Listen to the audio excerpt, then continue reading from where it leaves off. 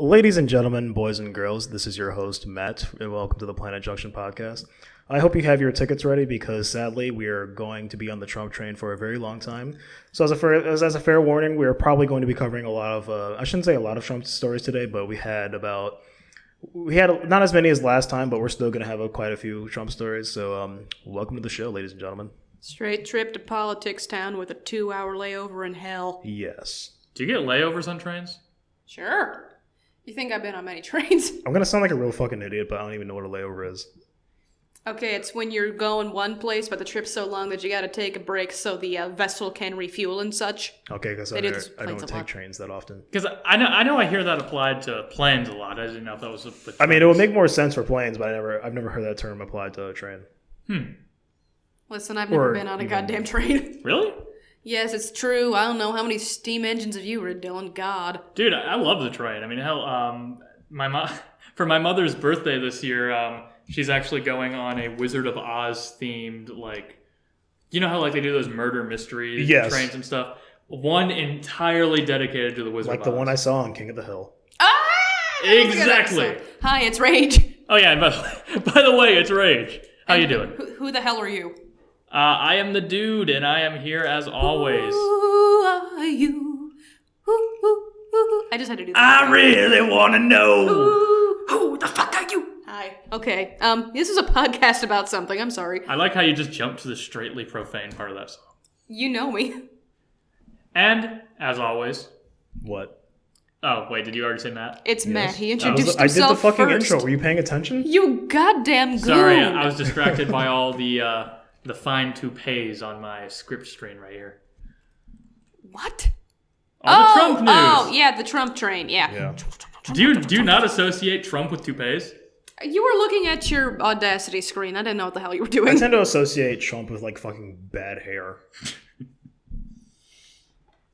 Seriously, that thing is have you seen his fucking haircut? It's just have you seen how covers his ears like some deformed elf ears or something like that? It's really, oh my god. It's like you were doing the face morphing for a character in a video game and you you just hit the random button on the hair thing. No, you slipped while you were dragging it, so it just went over the side of his face. That's a way better analogy that I can come up with.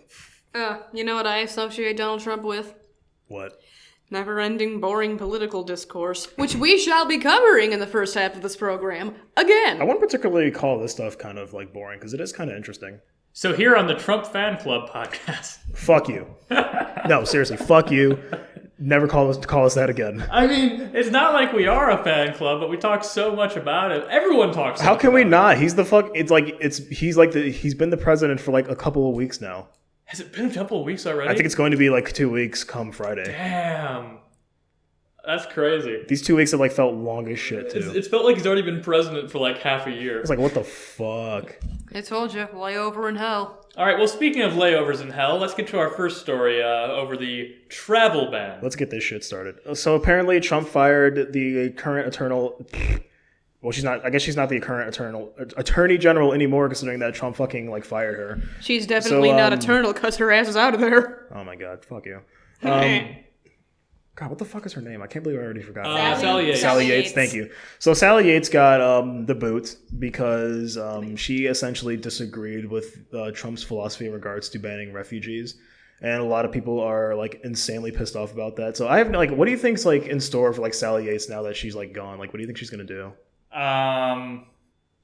Boring office job or an activist job. I mean, there's really not else she has to do. I mean, I'm pretty sure. How long was she? What was her role? Secretary of State? I believe it was Secretary of State. I think it was Secretary of State. How long? Well, I mean, if you're ever a government employee ever, you're usually set for life. You don't need to usually do much after you've held either political office or have done something. Because you can always get a job being a speaker. You can always, do whatever was your big thing. Like with her, I mean, being Secretary of State, I'm pretty sure there's certain qualifications you need for that job. So you can use, I mean, who's going to look at your resume and say, "Oh, you were Secretary of State of the United States. Yeah, you're not qualified to work here. Go." Do you think she's going to be do you think she'll probably make more or less money off of her future career, considering? Because I'm actually curious as to how much those guys get paid to do what they're doing. I mean, I know I think if you work for the government, you automatically get a lifelong pension, like a good pension. So, Some of that good ass taxpayer money. well, I mean, the travel ban. I mean, we all knew Trump's views on the like immigration immigration and refugees has never been a very open, welcome one. But God, well, that's I guess we're part of gonna what end up people- just talking about the travel ban in general, but like considering like this is essentially what the events around. So I guess we could talk about like Sally Yates getting fired and the Trump ban, or not the Trump ban, in the Trump ban. the immigration ban from those 7 Islamic countries. Oh, that's a new hashtag. Hashtag ban Donald Trump. I bet you I'm going to be seeing it when I log into Twitter here in a minute. I mean, what are the 7 countries? Do you happen to know? Let me see. I can pull these up. I can pull this up like right now. So the 7 countries were Libya, Sudan, Yemen, Syria, Iraq, and Iran. Okay. Most of those countries we're not fantastic friends with.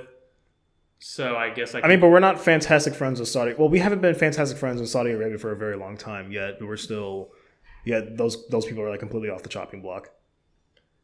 I don't know why that is. I think it's because it has to do with like some like outdated treaty that was signed like 1934 between like the United States and Saudi Arabia, but I don't remember exactly what the treaty was for. And plus, I think because we have like a bunch of oil there, so basically it's primarily business related. So, and the thing is like about the travel ban, I don't even find the travel ban to be like entirely practical in an American sense, because it makes sense for like, it would make more sense for like countries in Europe to do it because geographically speaking, they're right fucking there. Yeah. Like, because especially considering that the majority of like Islamic terror attacks that are happening in the United States are already from people who were born in the United States. Well, I mean, there's nothing stopping people. I mean, I know the travel ban is for immigrant, but there's really, I'm pretty sure you could find a loophole or a way around it where you go somewhere else and then you can, They probably from could. here to here and then from here to the United States. I mean, I'm pretty sure it's not that or that it probably will be slightly difficult, but you can probably get around it somehow. Although, do you guys have any other thoughts on Sally Yates getting fired? Because, I mean, it's not like if you had different... It's not like she like did anything to like actively conspire against Trump. She just said she didn't agree with what he did, and then the fact that he fucking fired her for that just proves how much of a fucking thin-skinned president he really is. Well, I mean, did he appoint Sally Yates? I believe he did. Actually, I'm actually not sure if he did, but considering that Congress couldn't get in the way of that because like she wasn't like settled, she wasn't like set in yet, Trump was able to get rid of her before that. I mean, that it basically comes down to legally. Do you want me to look that up really quick? Yeah. Did Trump appoint Sally Yates? Because if Trump appointed her and then fired her after that, it's basically just the thing of Trump, changing his mind because the person what it's for a petty reason, but it's not really anything like technically illegal or just even morally frowned upon. It's just something that he did because he changed his mind on who he wanted. She was appointed by Obama, I believe. Oh, then that makes complete sense. I mean, so yeah. Why wouldn't you, if you're the new president, fire someone from the previous administration? Yeah, but don't you think it's strange that considering that she just said, it's not even, but the thing is, I don't even think it's that because she was appointed by Obama, Trump had to immediately get rid of her. But like, don't you think it's strange that the moment she just like muttered like a single dissenting comment against it, all of a sudden Trump has to get rid of her? I mean, he was going to probably get rid of her anyway. He might have, but I don't necessarily like see like any inclination to, or I shouldn't say I haven't really seen any evidence just like leading to that necessarily. It's probably wanting to get rid of her, but just need an excuse. I mean, it's a shitty excuse considering that like the vast majority of people don't agree with it. Well, I mean, he could have done. I mean, he could have done it just simply saying, "Hey, I'm president." I don't even think Congress likes what he did. Probably not. I mean, so it's like no one fucking agrees with his decision. So I find it weird that he's using this as an excuse to get rid of her. Well, honestly, I don't really know what else to say about Sally Yates, considering that. I mean, I don't know if her I don't know the effectiveness of like anything that she's done, but I guess I could defend. I guess I'll defend her only on this specific point because I don't know anything. Like I really don't know anything about this lady. I just think it's kind of bullshit that she was basically fired for just like having a dissenting opinion because like she was still going to be obligated to abide by the conditions. But the fact that she even just like made one comment against it for her to get fired over that, to me that's bullshit. I mean, it's kind of dumb, but I mean, technically, if you do the same thing anywhere else, if you argue with your boss to a certain extent, they have the right to fire you. I mean, it's their prerogative, but I mean, it's still bullshit. It's still dumb. Yeah, I'm not saying it's not dumb, but I mean, that's basically that. Make heads or tails of the situation. All right, let's take a break from Trump for a bit, and let's move on to the story about the FBI. All right. All right, the FBI. What have they done this evening? So, a report has been released that basically the FBI released a report stating that a bunch of white supremacists have been infiltrating law enforcement agencies. So, the thing is that this actually might, provided how popular this report becomes with the general public, this actually might change. I think this could potentially change a lot of people's perceptions on the police force in general. Because even though the police force in general has never had a good reception, from the people in general, not even just people who are in impoverished communities or just minority communities, the police have never been relatively liked by any community. I think that's just a general rule of any policing agency whatsoever. Well, of course. I mean, if the police stop you from doing bad things and you want to do a bad thing, I mean, and I'm not saying it's that simple, but yeah, because I was gonna say I don't even think it's necessarily bad thing. It's just that there's just so many instances not even just in the United States, but just worldwide where police just overstep their boundaries and just abuse their power. So, well, but I mean, the hatred of people, or the hatred that people have for cops, can range for a multitude of reasons. But I mean, you're not wrong. No, a great example. If I'm driving on a highway and I, accidentally go X miles over the speed limit, even if it's just 6 or 7 or whatever, and a cop pulls me over, I'm kind of not going to like the cop for pulling me over. I mean, even though I was in the wrong, still in my mind, I'm still not going to like the cop for pulling me over and giving me a ticket. But can you really say you were in the wrong, considering that you only went over the speed limit to a minor extent? I mean, but can you do you think the cop should have been able to extend a degree of reasoning and just try to say, hey, try not to go over the speed limit next time? And some do sometimes, but legally they should do that to you. And while at the time when it happens, I'm going to be oh, this is goddamn bullshit. Why can't you just why couldn't I just go, on my way or whatever?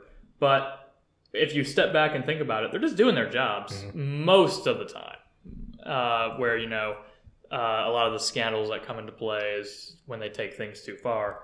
But the thing is, I would understand if someone was going 20 or 30 over the speed limit, because then I believe they're in perfect Then I believe they're in perfect they're in perfect range of reasoning to actually pull you over, or even potentially take you to jail for reckless driving. But if you're going 5 or so miles over the speed limit, I don't think that necessarily warrants just a $150 ticket right off the bat. I think that's a little bit excessive, considering that it's really incredibly easy to go over the speed limit, depending on who you're driving with, who you're driving behind, and other factors that go into that. But digressing back to this topic, I don't really see how this happens, or how statistically this happens, because you have to if you want to be a cop, you have to go through a certain process. You need to basically apply, you need to go through the training, blah, blah, blah.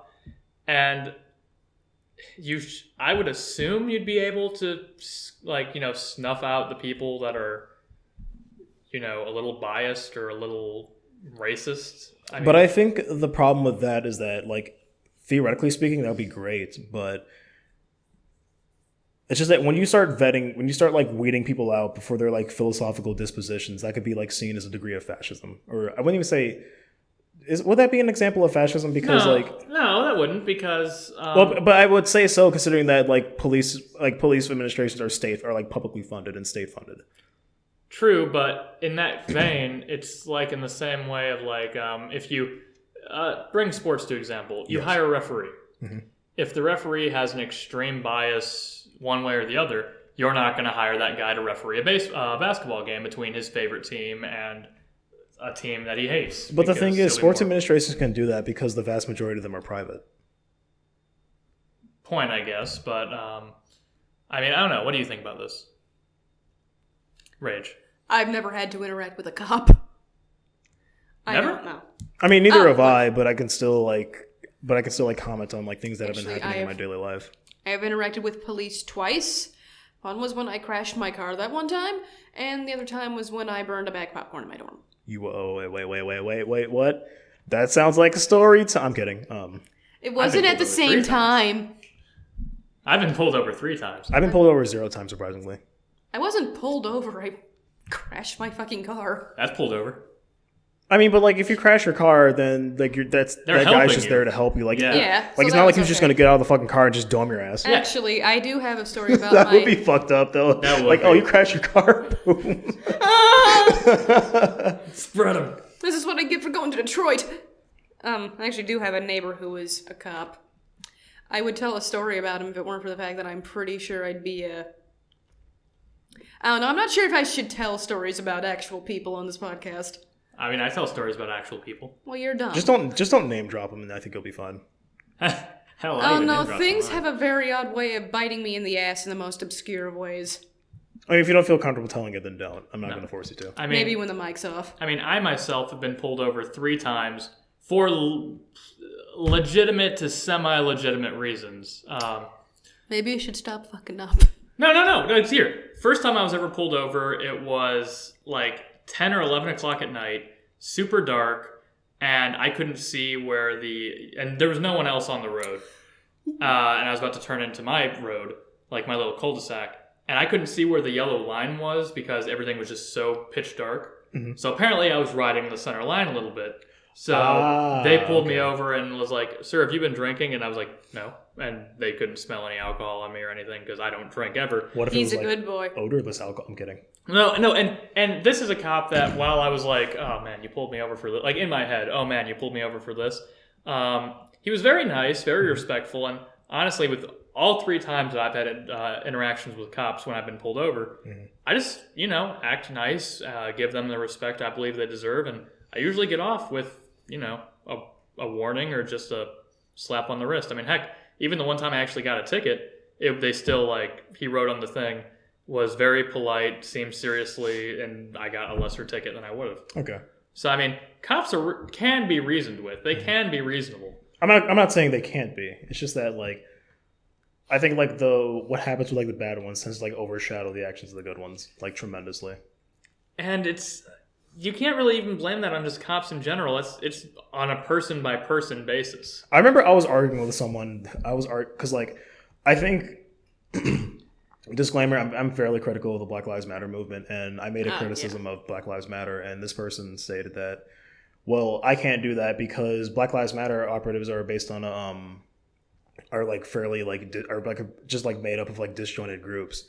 And she said cops are not in that same fashion. Of course cops are, because they operate on a county by county basis. They don't operate on a universal basis. If you're going to talk about a policing force that's based on that, even remotely, even be the closest thing to a universal basis, you'd be talking about the fucking FBI, because that's a federal administration. Yeah. And basically my argument in that discussion was, if you can look, I'm not going to disagree with that.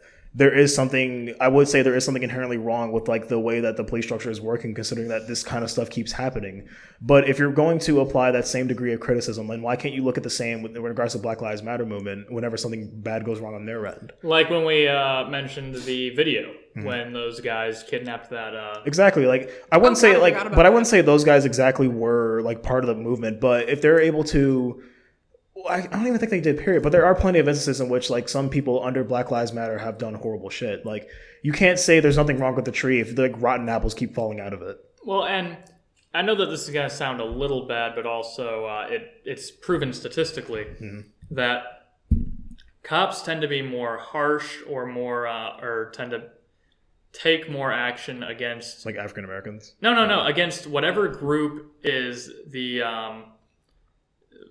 vocal or is the largest minority in a area in a certain area, over in Idaho, Nebraska, out in the upper Midwest, where your populations are predominantly lower class and I hate to say it, but Rednecks. Rednecks or almost white trash.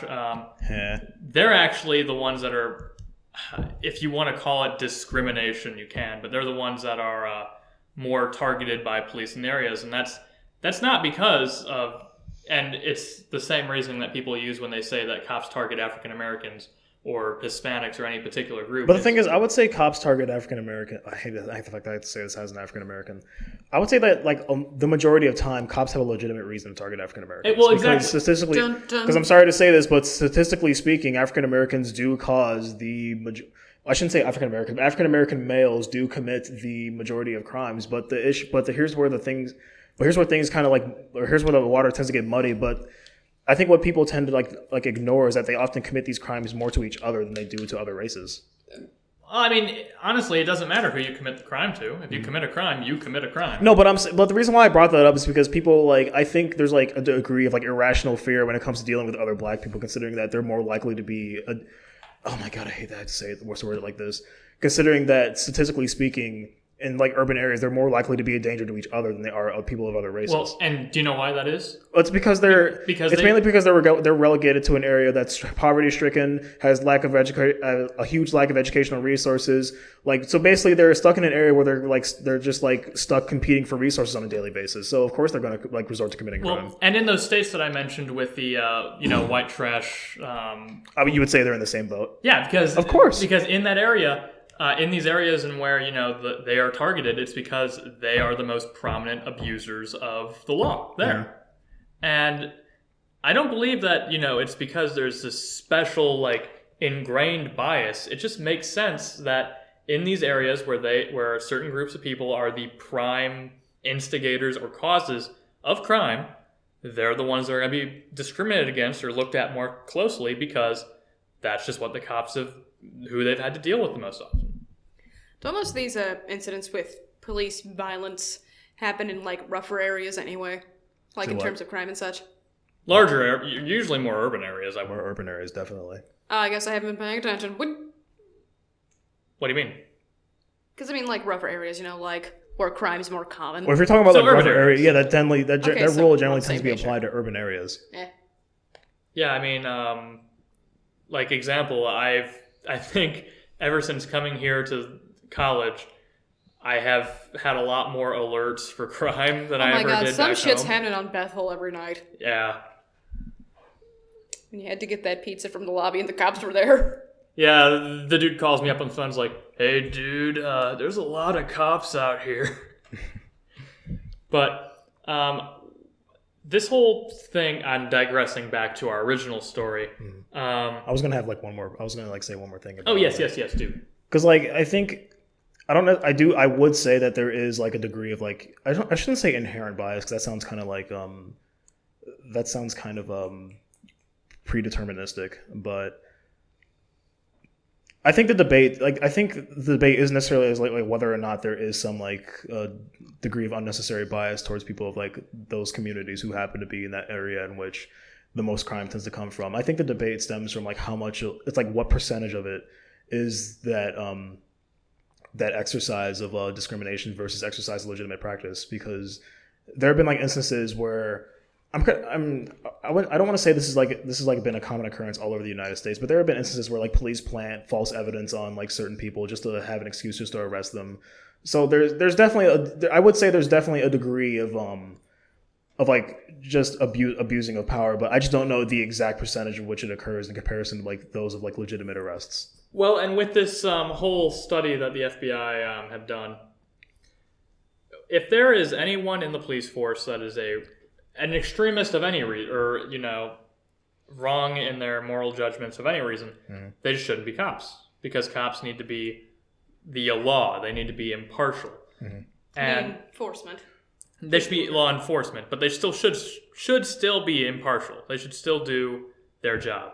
Well, because now that you mention it, I think another huge issue is that they don't do enough mental screenings of these people, because a lot of cops who are cops were former soldiers who were overseas in battle scenarios, and they come back with PTSD and they're all of a sudden cops, and then we act really surprised when they freak the fuck out and end up killing someone unjustly. Yeah. So I think they should probably do a lot more mental screenings. Just more screening in general. Just more screening in general, exactly. I mean, if I saw oh, this guy wants to be a cop, let's see. Oh, he's in the KKK. Probably shouldn't hire him then. Do you think we need a system of checks and balances in terms of like I had this like I remember I was like I just had this thought where what if there was like this like force of citizens who are like verify who like go for like undergo this like specific state training where they're trained how to actually they're actually trained to like watch and like observe and record police behavior, and then actually apply like a system of checks and balances to like when there's something like incredibly nebulous and we don't know actually exactly how to rule it, we can actually resort to this system of checks and balances. I don't know if I would be up for something that like. I don't think that's necessarily required, but I do think that there should be like a position in the police force that is mostly like with public opinion. Because I just think there should be like a citizens watch. If that could be like a police unit or anything of that say, I just think there should be a citizens watch. And in small towns, like I came from a really small town, and if there was a cop in the area that we knew like wasn't doing his job well, or we knew something bad about him, we would usually just go to our police station and say, hey, Frank? Yeah, he's Frank's a little weird. Kind of not doing things. And we would tell them, and they'd be like, oh, all right, well, we'll look into that. They'd look into it like a week later, and if he was, guilty of it, he'd be gone a week later. I mean, in my small town, we had the liberty of stuff like that, but I guess kind of just make that a thing all over the place. But like, why do you think that's like so difficult to implement in like an urban area? Urban area because of the large just simply because of more people? Yeah, that's definitely it. But I mean, I still believe that if you were in an urban area and you had, 20 to 50 people in a neighborhood say, hey, here's a petition for the cop that, beat my child the other day, and then take it in. Hey, yeah, he kind of beat this kid for no reason the other day. Here's a petition. Mm-hmm. Can you do something with that? And they would probably do like, if in a perfect world, that's what I would think would be the best solution. I mean, I think that would be more likely to happen in like a small urban area, but like no, it's not small urban area, like a small rural area, but in like large urban areas, I don't see that happening to that extent because, let's be totally honest, a lot of cases like police forces end up usually like stacking against, or like end up usually like, I don't want to say taking bullets, but actually like, wow, I don't want to sound like really conspiratorial, but sometimes they'll like conspire against like the will of the people just to keep their positions in place. Yeah. Yeah. But usually when you get to the point where it can't be hidden anymore, mm-hmm. they usually have to fire ass no matter what. That does remind me of some incident that happened, I think this was in Indiana, some years ago. A cop hit and killed a guy who was on his motorcycle, and apparently amongst the other officers in that unit, there was a conspiracy to keep that under wraps so he wouldn't get convicted. Oh, like say he was drunk or something, or like the guy that died? Drunk. He hit this guy who was on his motorcycle at the time. No, but I mean, like, the conspiracy was for them to, like, cover it up by saying that the motorcyclist was drunk or something, or... Oh, I don't remember exactly what happened. Because I heard something like that happen once, but... Because this was a little before I paid much attention to the news, so I just heard the scant details of it. But yeah, there is occasionally this little collaboration amongst them to keep their jobs in check. Yeah, it happens. Like, this kind of thing happens all the time. Have you ever heard of a ham sandwich? A ham sandwich. Not a literal ham sandwich, but... What is the figurative... Explain. The ham sandwich is basically when, like, a police takes, like, this gun, and they basically coat it in, like... I think they basically have, like, this pair of jeans. I think they coat it, and I think they place the gun inside of it. So that, like, it just, like... So, like, it, like, becomes covered in, like, the lint and residue and everything of that nature to make it seem like the gun was carried in the pocket of the jeans. So I think if like someone was like wearing jeans or anything, they could just like plant that false evidence on them just to accuse, so that they can like arrest them for having the gun. Which I always question when people do things like that with guns, because if you were going to use a gun to commit a crime, wouldn't you probably be smart enough to wear gloves? But let's be honest, criminals aren't that smart. I guess you're right. A lot of the majority of criminals are not that smart. Pretty dumb, actually. Like not everyone has like played Payday and like, oh, I should just wear fucking gloves. I mean, long story short with this, there's not really much you can do except do more screenings and have a better system in place for a better checks and balances system in place for this. Unless there's something we haven't thought of. But you want to move on to the next story? Yep, we're bringing this right back around to the Trumpster. Actually, not yet. Chugga, Trump. No, there's one more between the Trumps train. Oh, yeah. This one's probably like the funniest story we have this week. So basically, We're taking the Trump train's taking a layover in Retard Town. so basically, Hillary. Hillary The Hillary administration is basically saying thanks, Obama, because they're blaming him for the fact that she lost the election. And can I read a quote from this article? Yes, read a A quote that I find just hilarious. We have heard from numerous anguished people in Clinton land blaming Obama more than Putin, more than FBI Director James Connery, or Hillary herself for her political defeats. So let's take the one person that never turned on you, Hillary, and blame him for all your issues. like, wasn't like Obama gonna fucking pardon you if Trump Obama was gonna fucking pardon her if Trump actually went through and actually prosecuted her. Yeah. So basically, I guess it doesn't really matter anymore considering that her public career is over. To be totally honest, Yeah, she's never gonna do anything. she's never. I'm glad she's never coming back. Fuck her. She can burn in hell for all I care. Woo! Do you remember when she was being groomed hardcore for she's been groomed like this for what? 8 years It's been now? 10 years. Ever since she first went up against Obama in 2008. Well, even before then, she was being groomed. Yeah, I think even while Bill was in the office. So yeah, she's been preparing for this a huge chunk of her life, and it just 25 falls years. flat on her fucking face. I'm so glad this happened the way it did. Fuck you, Hillary Clinton. I hope you never come back.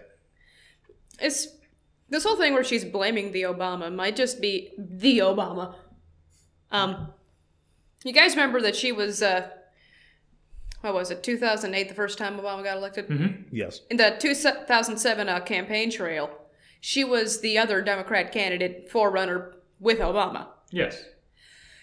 I learned this in my government class. Apparently, the general consensus for a while was that Clinton had it in the bag before Obama came in and took that from her. So this is probably just years of repressed bitterness for this guy coming in and swooping the thing that she thought was her shit. I mean, history repeats for Clinton a whole lot. I mean, here's the funny thing. And I'm not going to say Obama necessarily had a huge handicap, but here's the thing. When you run in... I mean, so did Hillary. But hers was also kind of self-inflicted. Do you want to argue that she hasn't shot herself in the foot She more did times? shoot herself in the foot by engineering the DNC against Bernie Sanders, but... She hasn't just shot herself in the foot. She's gone all the way up the leg, back around to the other leg. Because I know when it was between her and Obama, the whole first black president versus first women president was... Am I the only one who just didn't give a shit about that? I didn't! I truly didn't! I didn't give a fuck about it. That Dude, was just I was 10. And that was the thing that pissed me off about the 2008 election, that so many people were giving a fuck about, we got a black we're gonna have a first one. I don't give a fuck. I mean, hey, I can have my first POW president. Hell, I wanted Obama to win because his views were in alignment more so with mine. And also, you're from Chicago, so kind of. It wasn't even a pride-based thing either, because I didn't give a fuck that he was from Chicago either. No, but I mean, you'd be more aware of him being from Chicago than. I mean, I didn't really know about him until he started running for president. Gotcha. So that's not applicable to me. But I mean, when you lose to Obama, who honestly at the time he wasn't really well known. He wasn't a favorite who's been grooming for 8 to 10 years to be president. I think he was just someone who just went to Harvard and became a lawyer. I mean, he ran for president. Just he wasn't even in the top 2 or 3 when their field was first starting out. He was kind of where trying to think where Ben Carson kind of was in ours, where it was in this election where it was Carson just did come out of nowhere. I will say that. Yeah. So for you to lose against someone like Obama who just came almost out of... It's the perfect underdog story. Yeah. And then you lose against Donald Trump, of all people. It really just goes to show you that if you're reprehensible, no amount of fucking political floating and grooming can help you. Those college... It's she was going to lose either way. That's why she had to cheat, because she was going to fucking because Bernie was going to blow her ass out of the fucking water. I mean, with the things she's done, the things she said, the way that she has not learned how to speak to people, to connect to people. Mm-hmm. Those big 300 round machine guns that you see in in Call of Duty games? Like the LMGs? Yeah. Yeah. She ran out of ammo with that, shooting herself in the foot. Aiming that at her foot, and every time she did something stupid, one shot. And she still needed to reload. That is how bad of a politician, that is how horrible of a speaker, that is how unlikable of a person that Hillary Clinton is. And her blaming the one guy that stood behind her throughout the election, the one guy who said, vote for Hillary, everybody, because I know she's qualified, like, you know, the one guy supporting you, and then you turn on him. You blame him for your faults. You blame him for you sucking. I'm sorry, Hillary, but you are never... This is hysterical. ...going to be worth a lick. You are never going to be worth the scum on my boots. You don't wear boots. If I had boots, you wouldn't be worth the scum on it. I mean, I guess it's kind of weird to say that, considering that she's like richer than all three of us combined. And more likely than like all three of us will ever be. Morally, you're not worth the scum on my shit. theoretical... Oh my god, what? I'm hearing something through these headphones. Wait, what? You mean the sound? You mean sound? Is it a video that's playing? The wannabe writer says, I'm lost, but now I'm found. What the fuck is playing? It's a video. It's a video in the tab. I had this like same exact issue one time when like... I don't see any... It's like a text-to-audio voice. Okay, well... Technical difficulties. I'm sorry, there's a fucking ghost inside my head that just did some voodoo shit. Technical difficulties. So you're hearing sound. I'm freaked the fuck out. Should we take like a 5-minute break to figure out what's wrong with this? No. I think have I fixed it? I'm not hearing anything right now. Oh my god, that was so creepy. It's all in your head. Just the voices in your head. Okay, so let's... I hear voices in my head. But I don't get to use the technical difficulties music now. No. Oh. Point being... You're a piece of shit, Hillary Clinton. I'm glad you're not coming back. I just wanted to cover the story just to laugh in your fucking face one more time. I'm just kind of amused by the fact that the one man who was behind her the whole time was not even her husband. I love how the thing... But Obama. Where the hell has Bill Clinton been? Like, he's just been like under the radar. No, Clinton hurt her. Even Clinton Bill shot her in the foot because he got in arguments with Black Lives Matter protesters. He got into what? When he was campaigning with Hillary, there were some Black Lives Matter protesters that showed up. And he yelled at, or he got into a shouting match with them. But the thing is, the Black Lives Matter protesters interrupted everyone, even Bernie Sanders. Yeah, but which I guess I kind of got mad at him because he kind of let them walk all over him, and he didn't shut him down. Actually, continue with his campaign. I guess that was a huge problem with Bernie Sanders. Every time someone wanted to express their viewpoint, he would just let them walk all over him. Well, but here's the thing: he would let the protesters do what they wanted. He would let them protest, and then he would just go on and continue with his campaign. Mm-hmm. Everyone did that. I mean, hell, even Donald Trump, instead of yelling at these people, would just have people remove them, just have them taken out of his rallies. The only person who actually got combative with them verbally was Bill Clinton. Mm-hmm. And that's not going to make Hillary look good if your husband is yelling at people in the crowd. But how many people do you think knew about that in comparison, the number of people who supported Clinton? I mean, they were news stories. I saw them on my feeds all the time. Yeah, but I don't think the vast majority of Clinton voters paid attention to that. No, but if you were a black man on Facebook and you knew, almost nothing about what was going on, and then you see, Hillary Clinton's husband yells at black protesters. But she still got it's not like they were just going to vote for Trump because of that. No, but... Clinton still got the vast majority of the black vote. But Trump still did get more... He got more, but I don't think he got more, but I don't think that had anything to do with Bill Clinton yelling at BLM. Probably it was very insignificant if it did, but for the few people that it would have mattered to, because you can't say out of the millions of people that it didn't matter to one person. The fact that he still converted that, at least 1 to probably 100 people, that's still pretty bad. That, it just didn't make you look that great. Wherever Bill Clinton is right now, I think he's locked in a dark room somewhere, strapped to a bed on an IV drip. Wonder to God, where did it all go wrong? What is wrong with you? Where's Monica? Where's Monica? Where's Monica and the 7 others?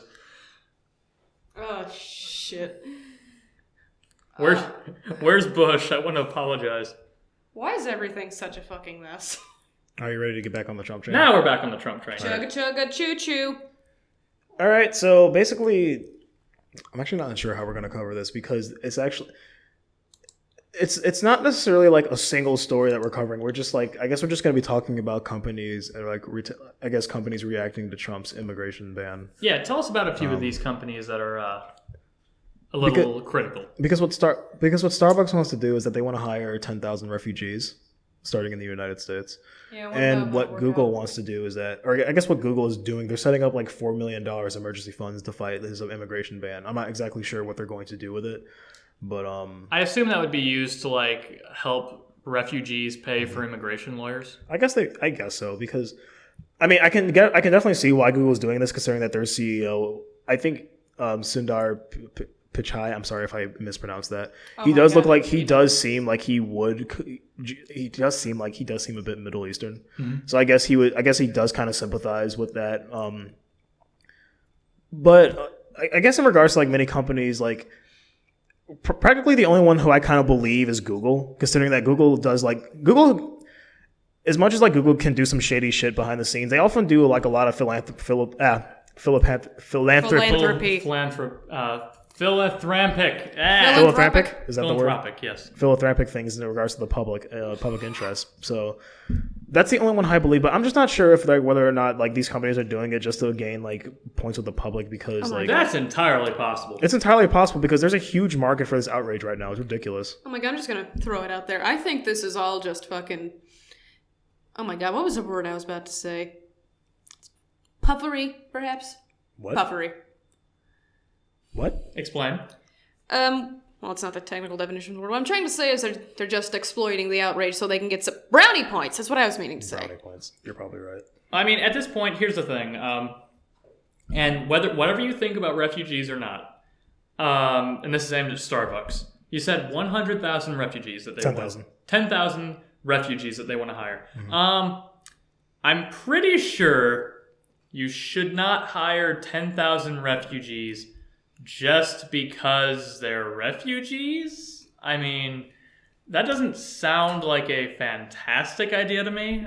I mean, if a refugee applies for a job at your Starbucks and they're, all right, yeah, sure, you're qualified, come work at my Starbucks. Mm-hmm. I don't think signaling out or like specially reserving 10,000 jobs for refugees. But I don't think they're necessarily doing that. They're just one of the companies who are just joining the number of companies who are creating more jobs. And I think it's just like their goal that, well, we see that these people do need help. We would like to hire 10,000 refugees. We would like to, okay. But I don't think it's necessarily a good idea, like, to just post, like, I do think that I agree with Rage and I agree with you that they're doing this to appeal to that public image of moral superiority, where it's look how great we are, guys. It's like, hey, we're so nice to everybody. We love this. Buy some more of our shitty coffee. I mean, yeah, but I digress. Google, like you said, is the only one I believe because they've done things that just transcend what makes sense business-wise. Mm. And I've actually done things. I mean, also ethnically speaking, who their CEO is. Yeah. Like he's definitely not like a white male living in the United States. I believe he's like Middle Eastern in a way. Well, and I have a friend that's fighting, or that is trying to get a green card and trying to go through the immigration process. Mm-hmm. And I've talked to her. Her immigration lawyer is not cheap. So I imagine that's probably what Google's intent, like what that money would be used for. But only 4 million, like. I mean, that's better than anyone else. It's better than, I agree, it's better than nothing, but like, come on, Google, you're one of the richest companies on the planet. Only 4 million. Dude, I wish I was rich enough to say only 4 million. I'm just like, I understand that, but I'm just saying of $1 million. I guess that does sound a bit like bitchy on my behalf, but like, for a company as large as Google, only 4 million? Okay, I want to backtrack to Starbucks here for a second. Go for it. So they're going to seek out 10,000 immigrants and give them jobs. So they have to personally find all these immigrants, get their information. That's going to probably be some money. Train them. That's going to cost some money. They're probably going to have to teach a lot of them English. Pay for that sort of thing. Just training them on the job. Running background checks. This is going to total up to a pretty good bill. But that's only under the impression that none of them know English. There'll probably be... There's going to be a few of them. There's going to be quite a few that don't know English. But let's be honest, the vast majority of immigrants who come here definitely know English to some degree. Well, but the background checks will still cost money to do, the training, but that's normal. But that's stuff. not going to be on Starbucks, though. Oh, then who will then? Well, because if they're going to be... Well, because the United States has a pretty big vetting system when it comes to immigration, period. So I think the majority of background is going to be done on their behalf, not necessarily like Starbucks. Granted, they're still going to be obligated to do background checks because they're a huge company and all. Yeah. But I don't think the majority of the background checks going to be done is going to necessarily be on Starbucks' behalf. Although, I guess going back to the Google thing. Yes. Only 4 million. I mean, that's like saying, hey, Bill Gates is donating $1 million to a local park. Only $1 million, Bill Gates? Only $1 million? I mean... How are we going to build that castle in the sky now? I mean, I understand that, you know... I don't know how much people usually spend for their we cannot philanthropic, you know what? Philanthropic. Philanthropic. The fuck am I doing? Philanthropic? Or is it philanthropic or philanthropic? Either It's or. philanthropic. Apples. I'm retarded. Tomatoes, whatever. No one says tomatoes. But the reason why I'm kind of being somewhat critical of the I just read he's using $2 million of his own money. That's actually really good. But That is really cool. But I think the reason why I'm kind of scratching my head at the $4 million price tag of this is that isn't that kind of I imagine the number of immigrants who want to come over here, and like you said, lawyers aren't cheap, or these lawyers aren't cheap. Do you really think 4 million is going to be enough to cover that entire thing? No, I mean 4 million is going to be enough to cover probably a couple 100,000, but not. Exactly, but that's why I was just scratching my head at this. I mean, but in the defense of Google, that's $4 million that they could use for their research and development. That's $4 million they could use to pay their employees. That's $4 million they could use. Money they can make in a day. But that's still money that they could use for anything else that they are graciously giving to people they don't know. All right. I can respect the hell out of... Hell, if someone gave $200 to a fund for refugees to get immigration lawyer, that person giving $200, I would still commend the fuck out of, because they're giving their own money to help someone they don't know. That is just awesome. That is generous in its very base nature. I just read that the executive order affects about at least 187 of Google employees. So I guess they're going to have a bit of a reason to actually contribute to this even more. Yeah. So.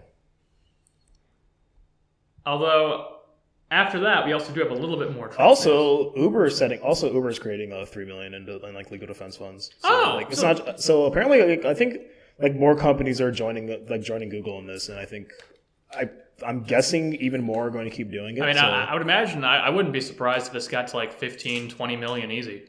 I will say I do kind of like how people. If there's one thing I will say that's positive about the Trump election, in my opinion, is that I do like how legitimate people are kind of taking action to actually combat things that they don't necessarily agree with through peaceful measures, not necessarily just being violent.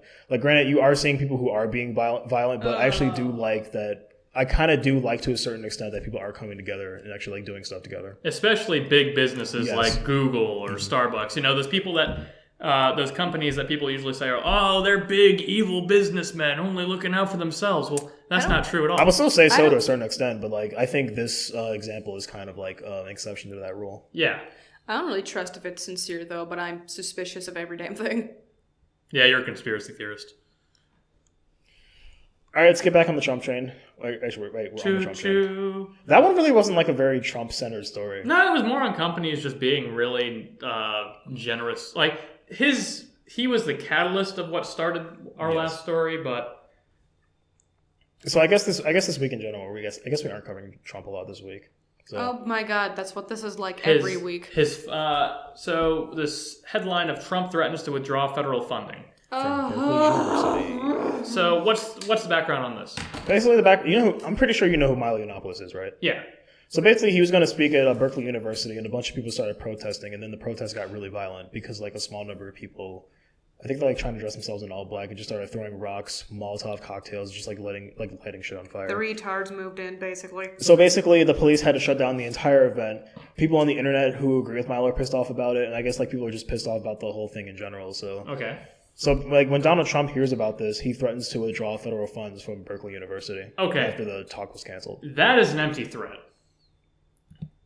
Donald Trump, and Donald Trump has to know this too. It's also a threat that doesn't make any sense because considering that like federal funding in schools is often for like researching and things of that nature. Well, Donald Trump himself should know that you can't just single out Berkeley's public, right?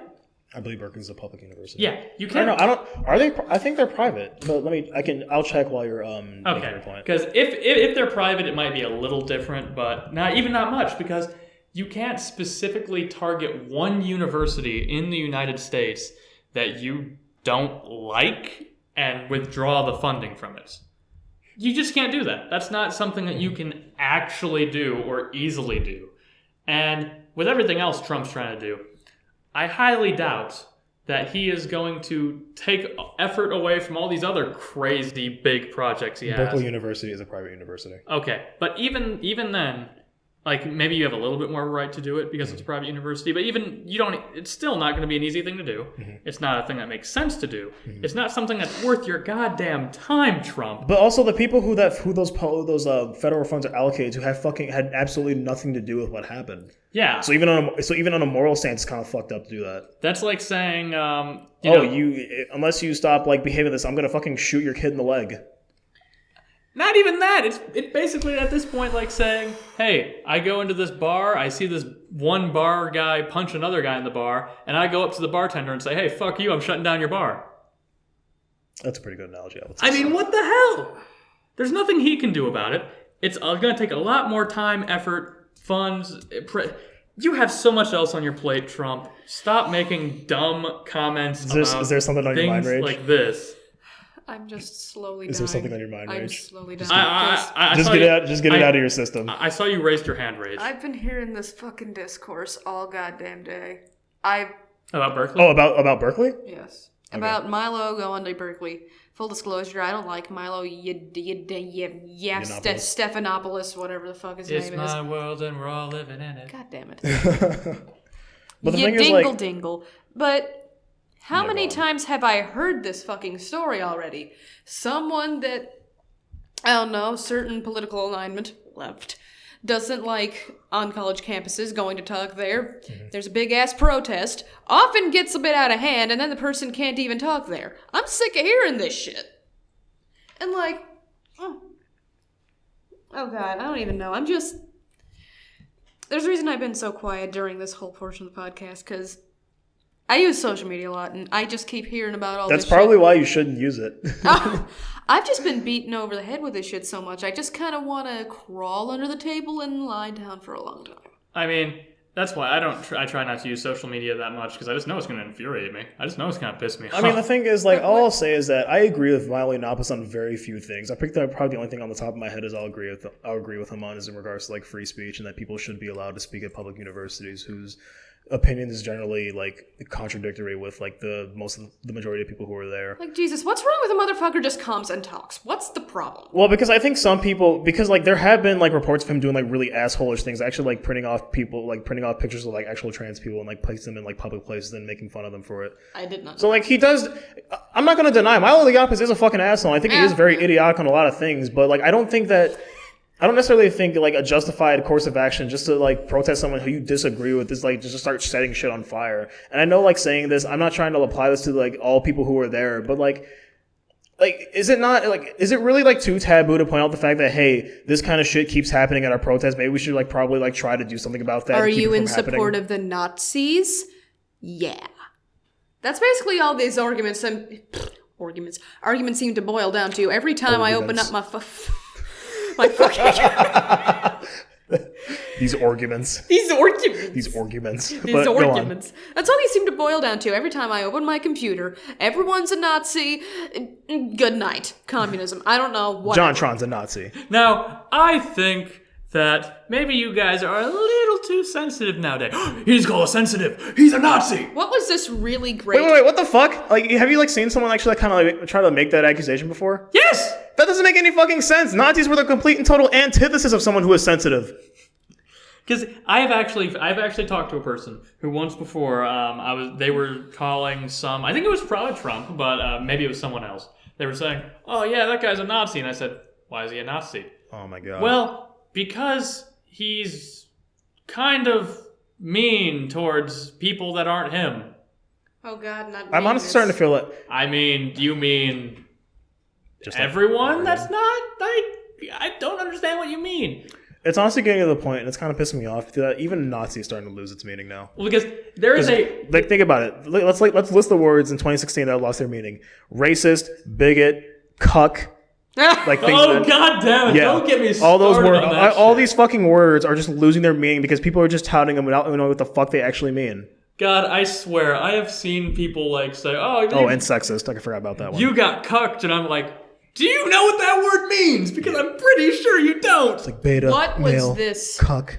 What was this amazing image I saw earlier? It was so funny. You guys know those like political alignment charts they got now? Yeah. You got the upper, lower, Yeah, left and right. the four quadrant, The like four political quadrants. the four quadrant political compass. Someone made this image of what like political discourse seems to consist of now and what that political chart seems to mean in most people's minds. The very upper left corner, which is like as liberal as you can get, was colored green and just said love and hope, and everything else was just red and said Nazis. And it's like, goddamn, every day I open up Twitter. I mean, And it's starting to get to the point where you're either a social justice warrior or you are a member of the KKK. There's no. By the way, middle. I fucking hate both these people. you're either on Tumblr or you're on Reddit. Man, that's bad. That is so bad. Speaking of Reddit, Yeah, transitions. Did I have one more thing to say? Did I even have anything important to say? you might want to hurry up because actually moving on to our last story in the segment. Just, and I see people I know and I'm friends with acting like this too. And the thing is, I don't think they. That's the most frustrating. they've- When you see people that like you knew in high school like saying like oh my fucking god, what are you doing? The thing is, even without that, you're still kind of their friend. And the thing is, I don't believe they genuinely feel this in their body. It's just that social media, for all its potential and I think they're worth, just looking for social media points. it really just boils down to it's an outlet for knee-jerk reactions. Yeah, that's about right. And people won't back up on those no matter what. And I'm sad. What's our last story? All right. So our last story is that For this Reddit has banned 2 prominent alt-rat subreddits. Sorry, she was asking me about an echo. So they banned 2 subreddits. What are these subreddits about? They're basically just like 2. Do you know what the alt-right is? Yeah. So they're basically just 2 subreddits where just alt-right members tend to just like generally, let's say, it was basically just like an echo chamber for alt-righters. And I'm not sure, like, I think the reason why they banned this because I think some members of that subreddit were like doing some horrendous shit like online, like doxing and things of that nature. So like basically a lot of what was going on in those like subreddits were like violating Reddit's terms of service. So they said, hey, fuck you, we're getting rid of both of you guys. Okay.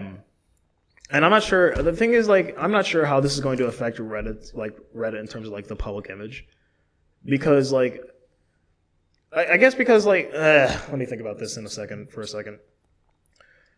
Because it's just going to seem that like Reddit, like on paper, it's just going to seem that Reddit is just like joining these like list of companies that are just like blocking, that are just like deep sixing like these people whose political opinions don't necessarily align with theirs. Like I think like Twitter has been doing this for a very long time. Oh god, I'm so lucky I don't talk about politics on Twitter. Yeah, because you'd probably get fucking shadow banned. So like Facebook does this to a certain extent, and now like I think actually Reddit this has kind of been a problem like on Reddit for a very long time because Reddit has like been very like censorship heavy for the past like 3 or 4 years. So I kind of find it weird that Reddit just all of a sudden just like bombs like these 2 giant subreddits over like some things that some people did there. So I mean, it's it's kind of the point where it's like, hey, does it violate the terms and service of Reddit? Mm-hmm. If it does, then you have liberty to ban them. And if, they're doing bad things or but there are so many worse Have you ever been to the subreddit watch people die? I've heard that exists. I've been to that subreddit. There's actual footage of people dying on that subreddit. So I'm kind of curious, like, why that's like how that's allowed. Yet, like, two politically leaning. Okay, let me just say this: I don't like alt-righters. I think they're all fucking assholes. I think they're like just genuine pieces of shit. But I just don't think their entire like meeting place should be like de-rezzed. No, I cannot believe I just said that. Did you just? You're defending the alt-right subreddits. Cool. Looks like we got ourselves a Negro Nazi. Am I allowed to say that? I'm sorry. Nazi. That's actually pretty funny. That's pretty offensive to some people, but that is pretty funny. I don't give a fuck. I'm always not clear on this. Is Negro offensive? I mean, depends on how you use it. Was that offensive way? Like, it depends on the context. Like, if I were to say the word cunt, you'd say like, oh, that depends on the context in which you use it. You can call me a cunt. I don't care. I'm not gonna call you a cunt though. That's the thing. Well, I'm kind of a cunt. I'm still not gonna call you one. Can we censor this part? I generally only call people who I genuinely like distaste to a unbelievable level a cunt. Yeah. I mean, it's a meme amongst some of my friends that I don't say like a few certain bad words. I can't bring myself to say like the N word. Hulk Hogan. I can't bring myself to say. I thought she was gonna say it. You already know what it is. I can't say the N word. I can't say the C word that you guys were just throwing around. Can we just censor that? I kind of feel dirty. But it's funny because I will tell people, "Oh no, sorry, we can't. I just can't say that. Now, please shut up, you motherfucking." And I'll just go on like a big stream of the curse words I can say, and which is all of them. Which is all of them except those two, basically. I mean, then you probably shouldn't watch a lot of foul mouthed YouTubers from Australia because they say the word cunt all the time. Oh, it doesn't bother him what other people do. Because people overseas, because I think overseas it has a different connotation, so it's nowhere near as bad as Yeah. Well, I mean, overseas, the word tit is a lot worse or a lot more offensive than it is. So if I say tit for tat, I'll get my ass beat. I mean, it got to the point where... God fucking blimey! It got to the point where a Beatles song was banned overseas because... said tits a lot. John Lennon tried to imitate the drum pattern and was just going... Oh, and it said tit, tit, tit, tit, tit, tit, tit, tit, tit, yeah. So it's like if someone just went up to the microphone here and went, what's something very offensive? All right, people. What, it's so if you wait, in America? Yeah. So if you just went up to the microphone and said, burn the Jews. No, just in rapid succession. Burn the Jews, burn the Jews, burn the Jews, burn the Jews. Do you remember that fucking Family Guy skit where it was Mel Gibson apologizing? He's like, yeah. He's like, I'm sorry for your greediness. I'm sorry for your fucking ginormous noses. I'm sorry for your greedy, backstabbing ways. Disclaimer: Your number one Jew fan, Mel Gibson. Disclaimer: this podcast does not advocate watching Family Guy. Oh yeah, so it's funny because before we wrap this up here, one of the last times that we mentioned Family Guy in the show, Rage here pulled up a clip we wanted to show her on her phone. Oh, this wasn't on the show. This was after it. After the show. And it brought up... it was the Thomas Jefferson thing? Yeah. It was Thomas Jefferson. But every time, I think the next day or two after she did that, all I got was fucking Family Guy and recommended videos. It's like, I want to send a box of my own shit to YouTube. I do fucking hate that YouTube does that. You watch one thing out of curiosity, and all of a sudden your fucking feed... You want this for the rest of your life, filled right? with it. I watched one video on a Boston Terrier compilation where it's just cute Boston Terriers running around and doing stupid shit, and then for the next 3 days, all I saw was Dog Vine 9-hour compilation. I remember there was the one video with Alex Jones in it that I watched was when he invaded the Young Turks at the RNC, which in my opinion was one of the funniest fucking things I've ever seen. I watched that video and all of a sudden I was just getting Alex Jones in my feed. I was like, no. You're holding your laptop real close to I was like, I hope no one fucking sees this shit because I do not want to be lumped in those people, in the same camp with those people. I just want to get back to Reddit for a second because I've seen some shit off Reddit that's fucking hilarious and how pathetic it is. Mm-hmm. Have you ever heard of the incels? The incels, no. It's basically dudes who are celibate, not by choice, but because what does celibate mean again? Not having sex. Just not having sex. Basically, guys who are such fucking losers they can't get laid. This is my understanding of it, and they got a subreddit where they just kind of go on I guess their dicks have been so unpreserved, so seeing so little action that it's kind of affecting their brain and they're going nuts. Because they say shit like gay men are bad because no, not gay men. Fuck. Straight men or just like. Okay, here's what they said. All right. They actually said that gay men are a blessing because they mean there's more women who are actually going to be able to sleep with us, and straight men are our enemies. Wait, then what's the fucking point? Like, what? This is the shit what? they say. I'm gonna assume no. the Until I see incel it, I'm going to assume that those people are trolling. Let's wrap this shit up. Yep. All right. You'd be surprised. I'm the dude here with. It's rage. And it's Matt. We're going to take a 10 to 15 minute break, and then we're going to segment right into the second half of the podcast. Thank you for listening.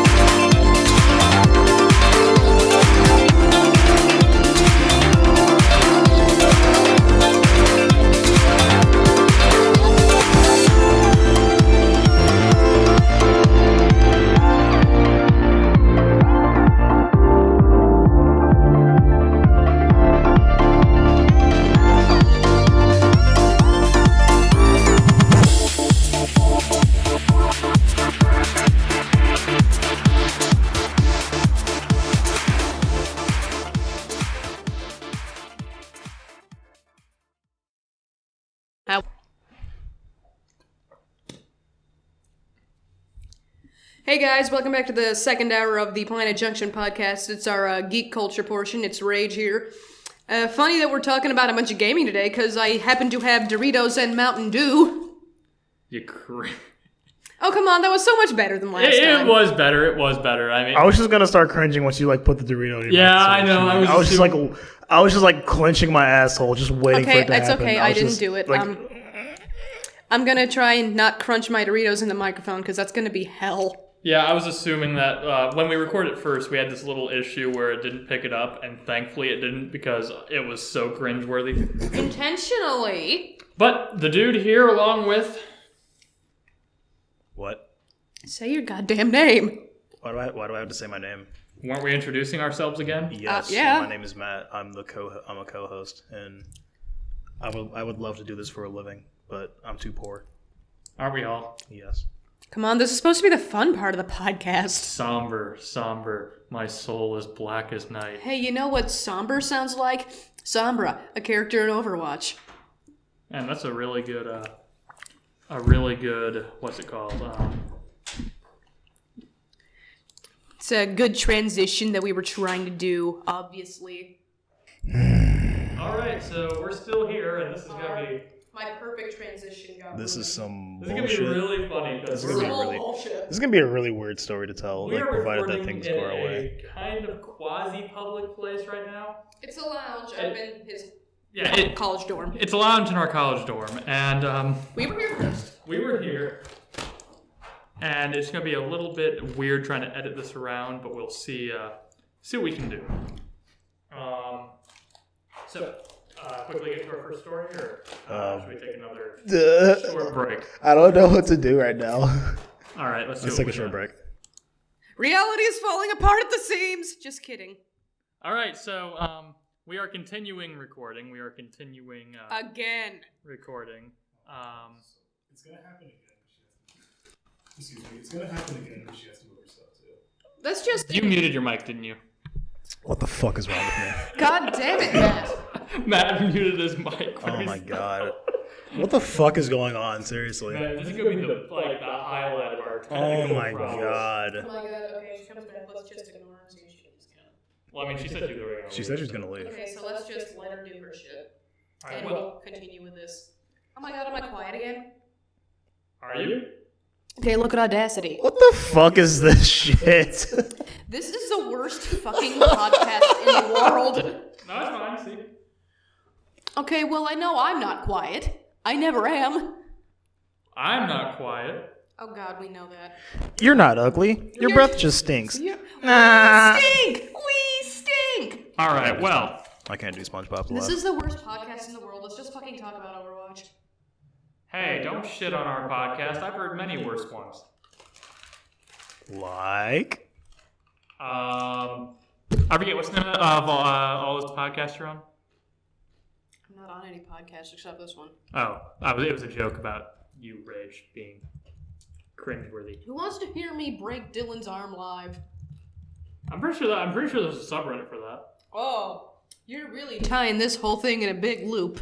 Anyway, I wish everyone could... Rage, actually, you're the one that opened us out here. Do you have an opening topic? No, because I don't have my laptop on me. Man, unprepared. You get your fucking finger out of my face. All right. So what we got on tap? Matt, do you have anything to start with?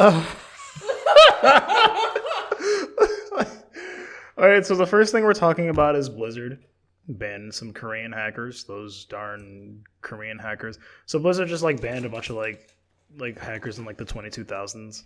So because a bunch of Korean I don't know why I chose the story, to be completely honest. It's just a story about Blizzard banning fucking hackers. It's just about a story about a company that's fucking doing its job, unlike Valve. Because that's why I stopped playing your shitty fucking Counter-Strike games. You don't ban your fucking hackers, you stupid piece of shit, Valve.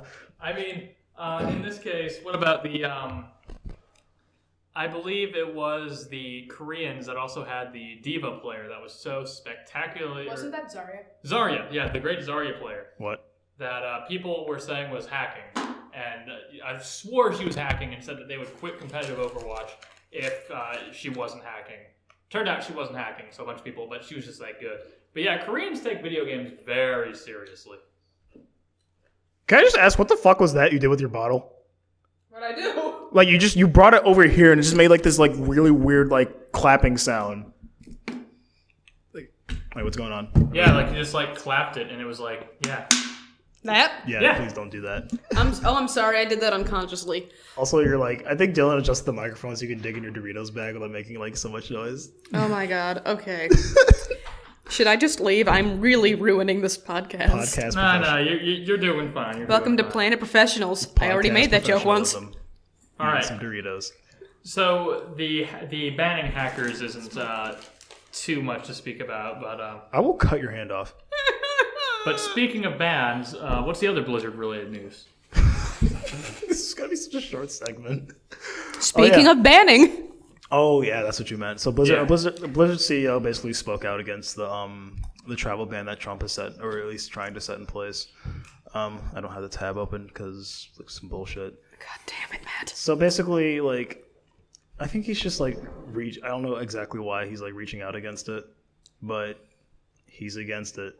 Yeah. Wait, the head of Blizzard, or excuse me? Like the head of Blizzard? The Blizzard CEO, Mike. I have no idea how to pronounce his last name. Mike Morhaime. You're trying your best. Yeah. I mean, I would assume that if there was a big CEO of a business that deals overseas, that's probably why they would be a little bit worried of a travel ban, just due to doing business overseas. However, I can't think of any specific reason why a Blizzard, why it's special for him, but it's not really special for him because, like, think about it. Blizzard, like, Overwatch has gotten like a lot of shit over like the dumbest shit as of recently, especially from like left-leaning people. Because let's be honest, this is the same community that got pissed off at Tracer for her ass.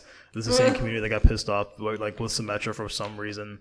So like, a trip down discourse I think this is a very lane. good move on their part to be against it because like it's just managing good public relations that Blizzard already has with its community. Mm-hmm. Everyone's trying to make a stamp on this whole. I wish we would stop talking about Donald Trump, but do you know? Trump. Pants.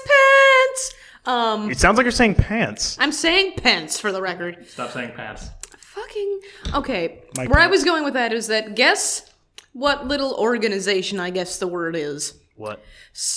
came out in their standing against Donald Trump. You will not guess this in 1,000 years. What? What? Who? Fox News? Bulbapedia. Who? oh. Bulbapedia. That's Oh, right. my Whenever you God. need to Google whatever the fuck that Pokemon species is, that's where you end up, Bulbapedia. And they have stood up against Donald Trump for reasons. They got a whole statement on their front page. I saw this on your favorite hell site, Tumblr. I checked the notes on this post, and I was expecting it, for whatever reason, because I'm still dumb, to be full of, this is the stupidest and most unnecessary thing I ever heard, but people are like, I knew I liked Bulbapedia for a reason. It's like, what reality am I living in? Man, I gotta go look at the, all the, Eevee. Oh, there's Donald Trump. I hate him too. I'm looking for it. I can't really find like. I'm so I can't glad. find Bulbapedia saying anything about the immigration ban. Let's see. I think Is it it was their on their Twitter? front page or whatever. I don't even remember what it was. I'm so glad that Pikachu does not support Donald Trump. Yeah, let's see. Yeah, I don't. Having a I don't. blast. I think it's probably on their Twitter if I think about I'm it. gonna say it's their Twitter, but like it's whatever. Huh, maybe it was false and I just got baited by the Fake story. news. That still would have been the funniest thing though if that would just randomly appear on Bulbapedia's website. Rage fell for the fake news. They were alternative facts. Fake news. Oh no. I might go looking for it later, but for as all we know right now, it's kind of pending in reality. It's in between. Pokemon Go Plus. Seriously? Wait, they're making another Pokemon Go? No, I think it's just a paid version of Pokemon Go. But Why, who the fuck would pay for it? No, fuck that. I already don't game on my smartphone. So why the fuck would I actually pay money to game on my smartphone? Oh, let's see. Less people are playing Pokemon Go now than they ever have. Our 15 minutes is up. How do we get people to play Pokemon Go? I know. Maybe they should just release new fucking Pokemon. Let's do a paid Pokemon service. Hoo! Or just release fucking the newer generations of Pokemon. Or just fucking do get something people, new. Just say, hey, we've released more Pokemon for Pokemon Go, so get out there and start catching more Pokemon. At least wait Put until 'em in the your weather balls. gets warmer. Say what? Oh, Can we that wait makes until it sense. gets warmer outside? I'm not gonna march out in this fucking... It got up to 28 degrees today. That was our high. You think I'm gonna go look for some fucking Pokemon in 28 degrees? I will say, like, I worked for Lyft last summer, and I got a lot of people who needed rides just to go to places for Pokemon Lyft. You Or seriously Pokemon Go. fucking... What? Pokemon Lyft, oh my god. Hey, I made $20 just for driving around a local town near me with some people in my car, and they were just catching Pokemon. I made $20 from it, so hey, what the heck? It's $20 is $20. Speaking of things that have some sort of value, since I don't actually know how much value Pokemon Go has. None whatsoever. Well, I mean, it's one of the most successful games of the year in terms of making. Yeah, but now no one's Yeah, but playing it it also had anymore, like one of the so... steepest inclines I've ever seen. Oh yeah, it had a really bad one. Wait, did I say incline? I meant decline, sorry. Decline, yeah. And like, it goes like 90 degrees straight upward and then does a complete 180 down. But do you know what else? I love how upset. Can I just comment? I love how ever since that person left, we just stopped giving a shit. Yeah. Like that just like kind of like just killed the whole vibe. Like we were just like, what the fuck? Oh yeah. I've gotten back into it, but Should we tell that story? Like what just happened? Oh yeah, definitely. Did we not explain already? I don't think we did. Like So- to the fullest extent. We're in a public area, and we're recording this podcast in a public area. And this woman looks in here, sees us with microphones and laptops and recording software and everything. Voices coming out of our open mouths. And she just walks in and sets down like 2 to 3 trips worth of shit. I was like, I just see her because I'm just looking at her like in the front, Matt like, in the is reflection of the window. Matt is agape. And I was just like, I just like stopped talking like completely. I was just like, are you fucking kidding me? Like the dude kept going. I was just like, because I had a brief. What? The dude. I think you said the Jews. I was like, wait. I was like, And the Jews. The Jews were behind the this. Jews were behind. I mean, it's just doing so much radio experience and having like working through people like going to the bathroom during the show. Okay, and stuff. Dylan, the viewers don't need your resume. I mean, you asked me for the story. I At didn't. least she wasn't like. I'll give her. At least she wasn't like incredibly loud though. I mean, I was just like still like. Yeah, at least she. Like, come apparently, the she just fuck had to stop on. over. At least she didn't like sit down Oh no. and start doing shit. Although with how long she's left her stuff over there, I'm kind of afraid she like went to I go- was just like, and then like the moment when she like leaves the door or like leaves the room. What's going on? You know what would have been. Why are you guys? Why are you Fuck No, I was guys, just looking over at her why stuff. are you guys looking behind me? You know what would have been fucking hysterical? What? Is if she sat down, started studying, and while we continued trying to talk around her, and she suddenly said, "Hey, could you guys quiet down? I would have been. I would have like poured my tea all over her fucking. Like, I'd lost my goddamn mind." But This isn't even. Can I just say this isn't even really the geek culture portion of the podcast anymore? we're just like completely fucking around now because like This is a portion of the podcast where we talk about how much shit sucks, which I guess we do in the first half anyway. kind of. I mean, we're definitely like we're keeping this because I don't feel like. But as I said What a earlier, shit show. with something else that has had a steep decline aside from Pokemon Go is the pick rate for Bastion in Overwatch. Hey, I like Bastion. Transition. I like Bastion, and But who plays Bastion in competitive? I do. No, I mean I see a lot. What are you talking about? I see a ton of people play Bastion in competitive. compared to other heroes. Okay, you're right. Because the only time I ever see someone pick Bastion is when it's like, shit, we need to do something 'Cause, like- cheesy to get 'cause, through like- here. Do some. Because It's either clutch. realistically the only competitive hero I actually play is like he's either like Pharah or Lucio. Yeah, I can understand that. Competitive healing. It's either Bastion either comes in clutch or you just really like the bird. Dude, comp healing is like no joke. When you're comp healing, especially as Lucio, you gotta like have like zero fucking distractions. Yeah. Like you gotta be like Get out there. You can't just like fuck around like you can. With Never you gotta touch actually, the like, ground. Try as Lucio when you play like competitive healing. Gonna break the wall, break this shit down. I almost said break the walls. I almost crossed over into wrestling. But to this story is that Bastion might have a higher pick rate after his... What the fuck are you doing, Matt? I'm just moving my head. Let me move my head. You're Matt's jiving. lost his goddamn mind. Look, I've just like lost. I don't want to say I've lost all enthusiasm for this, but like I just like don't give a fuck anymore about this at this point. It's probably because of this tea I'm drinking too. Oh, that might also be it. It doesn't have alcohol in it. Crack cocaine tea. I wouldn't be here if that was crack cocaine tea. So, Dude, crack cocaine is a full-time job. Oh. let's see. According to Jeff Goodman, We're never gonna get this shit done. all right.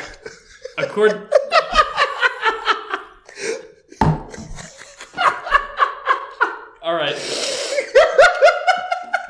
I am roping you people into this.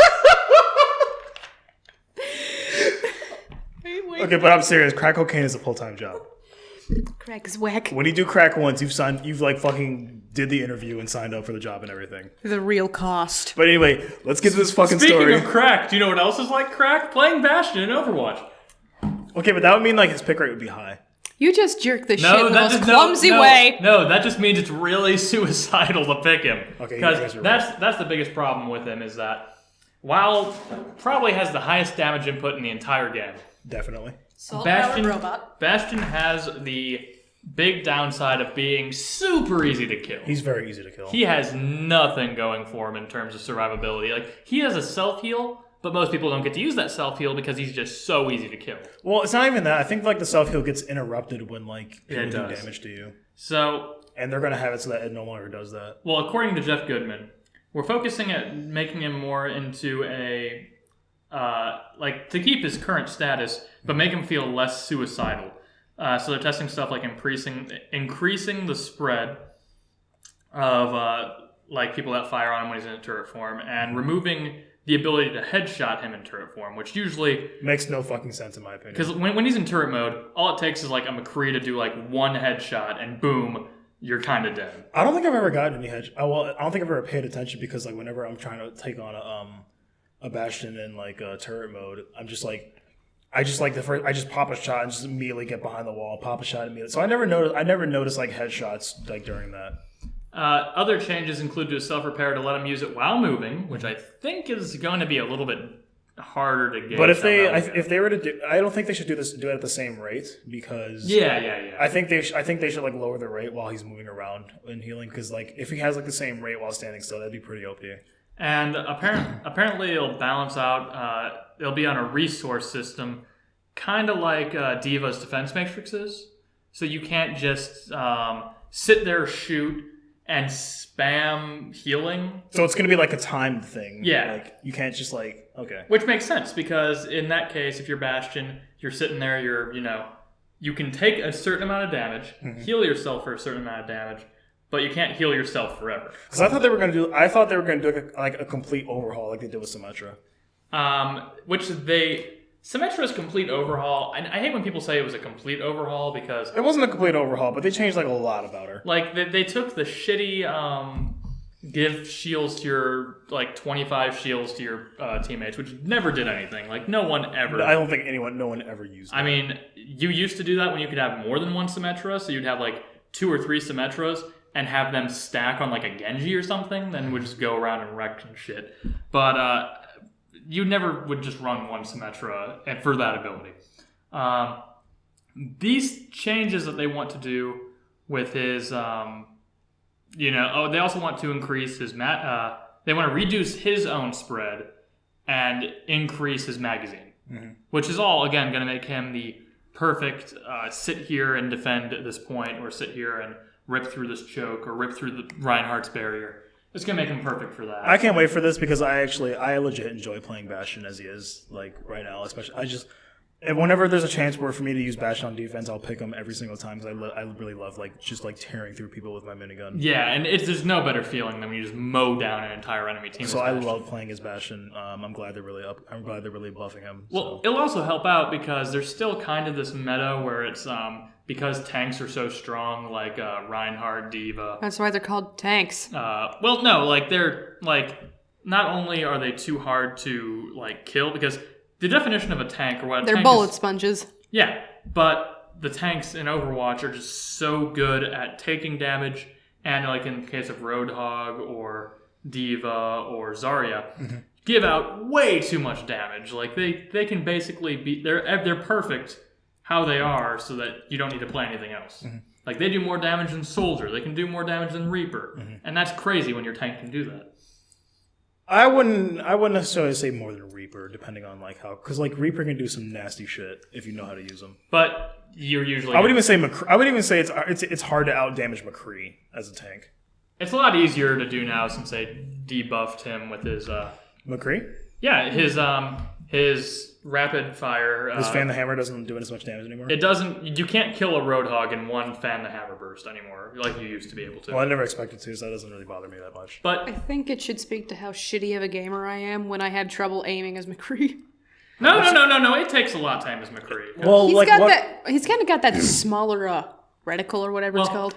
I have mine as a dot. Yeah, I mean, he's hit scan. Hit scan characters are usually ones that, where you aim is where you hit, ideally. Like, if you're a soldier and you continue to shoot, it spreads a little bit. I'm not going to blame the character, I'm just shitty. But the thing that'll make Bastion great is because the reason why, people like Reinhardt, people like D.Va, people like Roadhog, Zarya, and the Winston... tanks. Yeah, how they can be effective is they can soak up a lot of damage, and their barriers can soak up a lot of damage. If you have a Bastion, you're not going to have a barrier for more than 2 seconds. Good luck, asshole. Which is where I'm hoping Bastion will kind of get more play if he can survive, because then he'll be able to rip through these tanks. Which I will hate personally, because I'm a Reinhardt main, but I believe it's needed. Apparently, they're also going to do a small buff to D.Va's defense matrix. Why? Let's make D.Va even more OP. Well, they kind of made her... The power of Mountain Dew, bitch! The last... I'm just kidding, but... The last update swapped her health around, so it was easier to hurt her. Mm-hmm. However, I'm kind of wondering what they're going to do with the resource changes for her matrix. I think that means they're going to give her maybe a second or two longer to use defense matrix, which in my opinion is kind of fucking bullshit, and that's really annoying because her defense. I personally think her defense matrix is already long enough. I mean, it seems like it in battle, but I guess we'll see what they do when they do it on the debut that and the Bastion changes on the PTR and just kind of get a feel for how these things work. Aside from that, though, I'm excited for Bastion's changes, even though I think I've played more Sombra at this point than I've played Bastion. Sombra's actually gotten a lot more use ever since her buff because they decreased the amount of time required to hack someone. Mm-hmm. So she's gotten a lot more play time as of recently. Now there's legit good Sombras out there and they're really annoying. Yeah, although she's still not picked as much because there's still people that just do things better. Mm-hmm. But if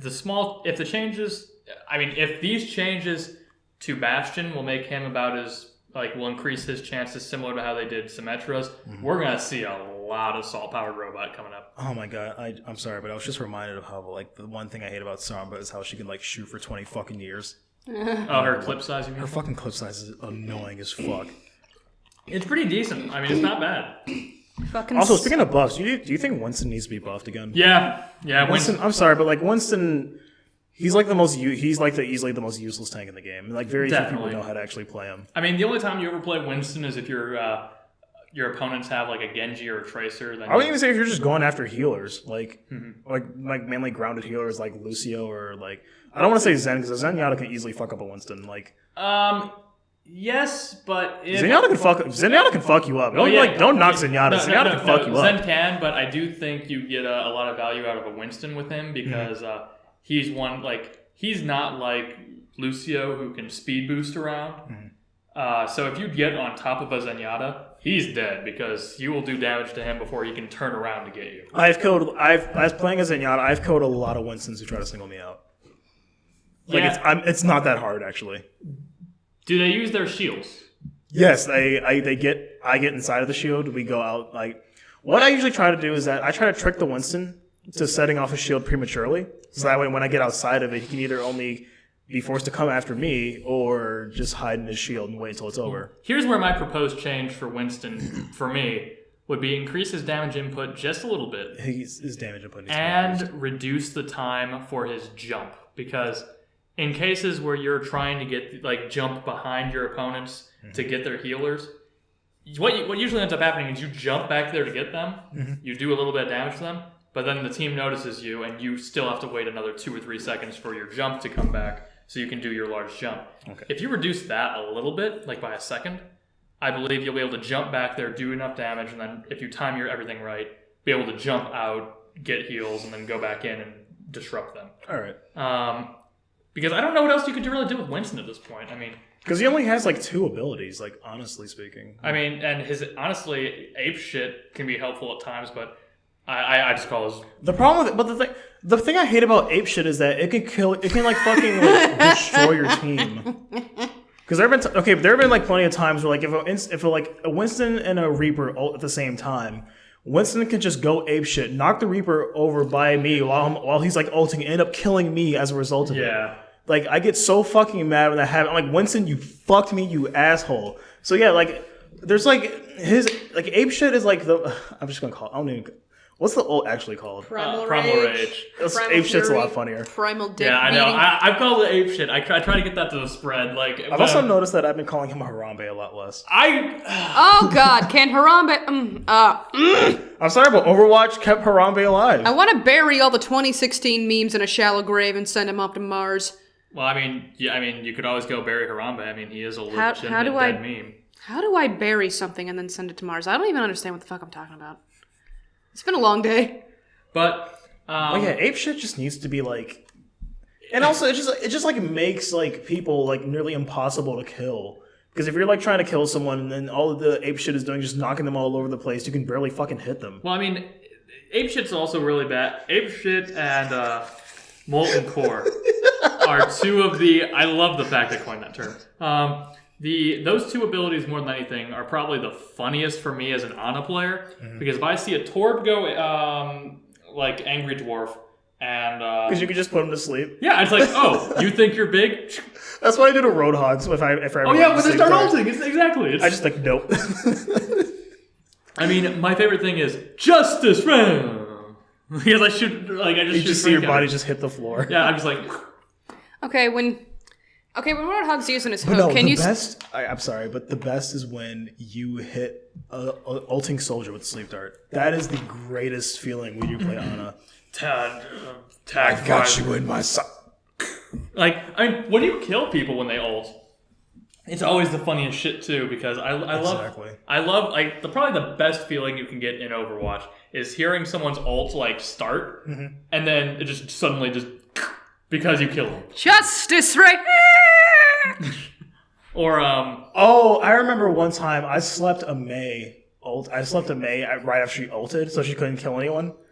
I was like, oh, crisis averted. the only better thing relating to ultimates besides killing someone while they're ulting is either eating their ult with Diva, because with Diva's defense matrix, you can literally like jump in front of, like, say a graviton surge happens, you eat that. It doesn't happen. Did you know that if you're playing Genji, You can deflect you do your them. reflect, you could actually hit Mei's ult back at her because Yep. it's actually a projectile? My only I remember that I did that completely by accident. I was like, what? my only ever play of the game as Genji was a random game where I heard "War gods in your Genji," like, you know, the Hanzo. The Yuji no KOK. Yeah, and I suddenly turned around and deflected, and it shot the big ass dragons right back at the enemy team, and I got a triple kill. It was Oh, really- wait, you're talking about Hanzo's ult? Or Yeah, like- like I was Genji. I reflected Hanzo's ult back at them. You did and it some of killed that 3 shit people. from the short. Yeah, exactly. It was fantastic. How much shit would be going into your pants if you realized your Hanzo's dragons were going back at you? I imagine a lot. Well, and the team just stood there and took it because they were probably confused. Like, wait, they don't have a Hanzo. Oh, but they have a Genji, and that's They'd be like, it's the real Genji. well, the real Genji. Please stand up. Why? I mean, he's basically I think in canon he's supposed to be a playboy or something. Like Him and his Genji? shitty green hair. like the reason He is supposed to be a playboy. I don't understand how, because if you see what he looks like without his mask on, he's fucking ugly. The dyed green hair, it's like, hey, weeb. Well, no, but he was supposed to be. The reason why Hanzo had to quote unquote kill him in the first place was because he wasn't taking their family Yakuza business seriously enough. I'm pretty sure it's the Yakuza or some variant. It's just some family business. Yeah. Could have just all I grounded him, but no. And then, shit, what was the other? family business, eh? Oh, the other great one is when you deflect McCree's ult back at him when he's like, "It's high noon," and they locked onto like 5 different people, and then he fires, but you're the first one, and you're just like, pew! Instant kill. Ugh. I think it's the funniest when you're like a Widowmaker shoots and like Genji immediately reflects it back at her. To me, that's the funniest thing. Like, once my entire team got wrecked, it was me, a Genji, and just 4 other people. They had a Widow who just got a triple kill. Just killed me and 2 other people on my team. Mm-hmm. And then I look up in the kill feed, and it's like Genji killed Widowmaker, and I'm like, that's awesome. That is fun. I thank you for, and he held the point by himself too, because it was like 99% on control point, and he was just jumping around doing this, cool little crazy. You Genji go, shit. you plucky little kid. I want to play Overwatch. When's again. Doomfist?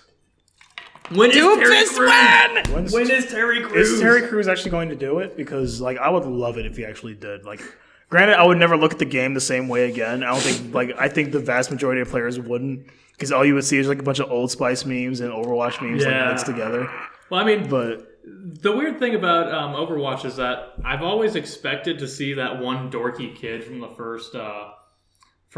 Like with the cast on, or the older brother of that, because in that short it's Winston and Tracer against Reaper and Widowmaker. Yeah. And the older brother grabs Doomfist Gauntlet, puts it on, and punches Widowmaker. That bitch went flying. For some reason, I just want to see that kid. Oh my god. Okay. Oh my god. I figured out what that. Okay, remember earlier in the podcast when I told you I was hearing shit from your computer, like a text-to-speech thing? Yeah. It's from your Discord. Oh, it's from my What? Discord. Oh, that makes sense. The autists are ruining this podcast. That makes sense. Wait, so you thought people talking in the microphone were I was hearing shit over my headphones and I didn't know what it was, and it was this fucking Discord. Wait, so Text-to-speech? what? Text-to-speech? Oh, and trust me, I know the people in my Discord, man. They are pretty... Wait, were they listening to us the whole time then? No. Okay. They can't hear us, but it was just because of... No, I'm just getting his computer feed. Yeah, because your headset is hooked into my mic, which is hooked into my computer, but... Therefore, by transitive property, I am hearing what is on his computer. That's going to be so weird. That's going to be so weird. That's going to be so weird to listen to later. I'm not crazy! Yes, you are. Shut the fuck. I'm not crazy, I'm just a Little unwell, I know you can't tell. Matchbox, whatever number it is banned. Matchbox 37, I don't know. Oh, so... a little music-related funny thing. Rob Thomas is banned. There's a band called the Suicidal Tendencies. All right, great name, and they have a song called "Institutionalized," where the chorus is "I'm not crazy, institution, you're the one that's crazy." And it's just him ranting. But throughout the song, there's a line where literally all he says is, "All I wanted was a Pepsi, but she wouldn't give it to me. All I wanted was a Pepsi." And it's just so fucking weird. You need to look this shit It's up. like the weirdest lyric in a song. We have gotten so off track from Overwatch. We have. But, We've gotten... I'm sorry, ever since that thing with the person walking in on us, I just you know what? I was just it's just fuck it. We kind of blew a circuit. The gene pool's already been tainted, so why not at this point? yeah, I mean, at this point, we That's don't... racist. And it's also a very slow news week. We didn't really have... We didn't have a lot of gaming-related news. And why am I still pissed off? Oh, something came out, though. Oh, have you played Resident Evil 7? Yeah, bitch! It is fantastic. I haven't played any Resident Evil game now that I think about it. Have you never played 4? Not even 4. Wow, everyone's played 4. Looks like we got a filthy fucking I mean, casual. I could buy it on Steam for really cheap, but I heard that's not the one. I heard that's not the best version. The Steam version, I would not imagine it would be. No. Although, I guess considering that it would be my first time actually playing the game all the way through, I guess it would be all right. I will admit, the weirdest thing about Resident Evil 4 is that the version of the game I enjoyed the most was actually the Wii version. I actually heard a lot of people say the Wii version was really good. Because it was the only game on the Wii that I think, the only shooter on the Wii that I think actually worked with the controls. I think Red Steel. I had Red Steel. Yeah. The first one. I think that game worked pretty well with it. It wasn't bad, but Resident Evil 4 did it better. And it really shouldn't have been that good. But not even Metroid Prime 3? Metroid Prime 3. I would say Metroid Prime 3 was It gave me a headache. It was...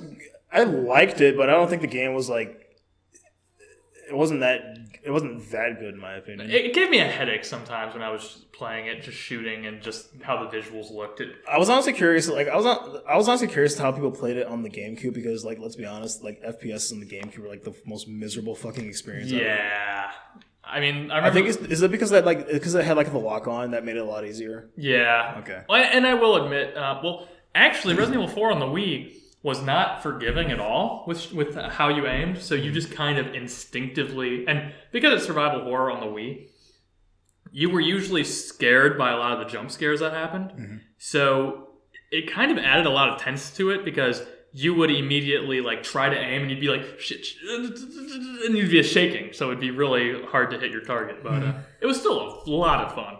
Boy, Resident Evil 7's a good game. So about Resident Evil 4. Well, Resident Evil 7 is just a really... I guess I'll have to give since Matt here isn't that familiar with. Okay, you guys remember from what I've seen, it's like Outlast. You guys have seen that. You guys saw that PT trailer back when that was Outlast. a thing, Sorry. right? Excuse me.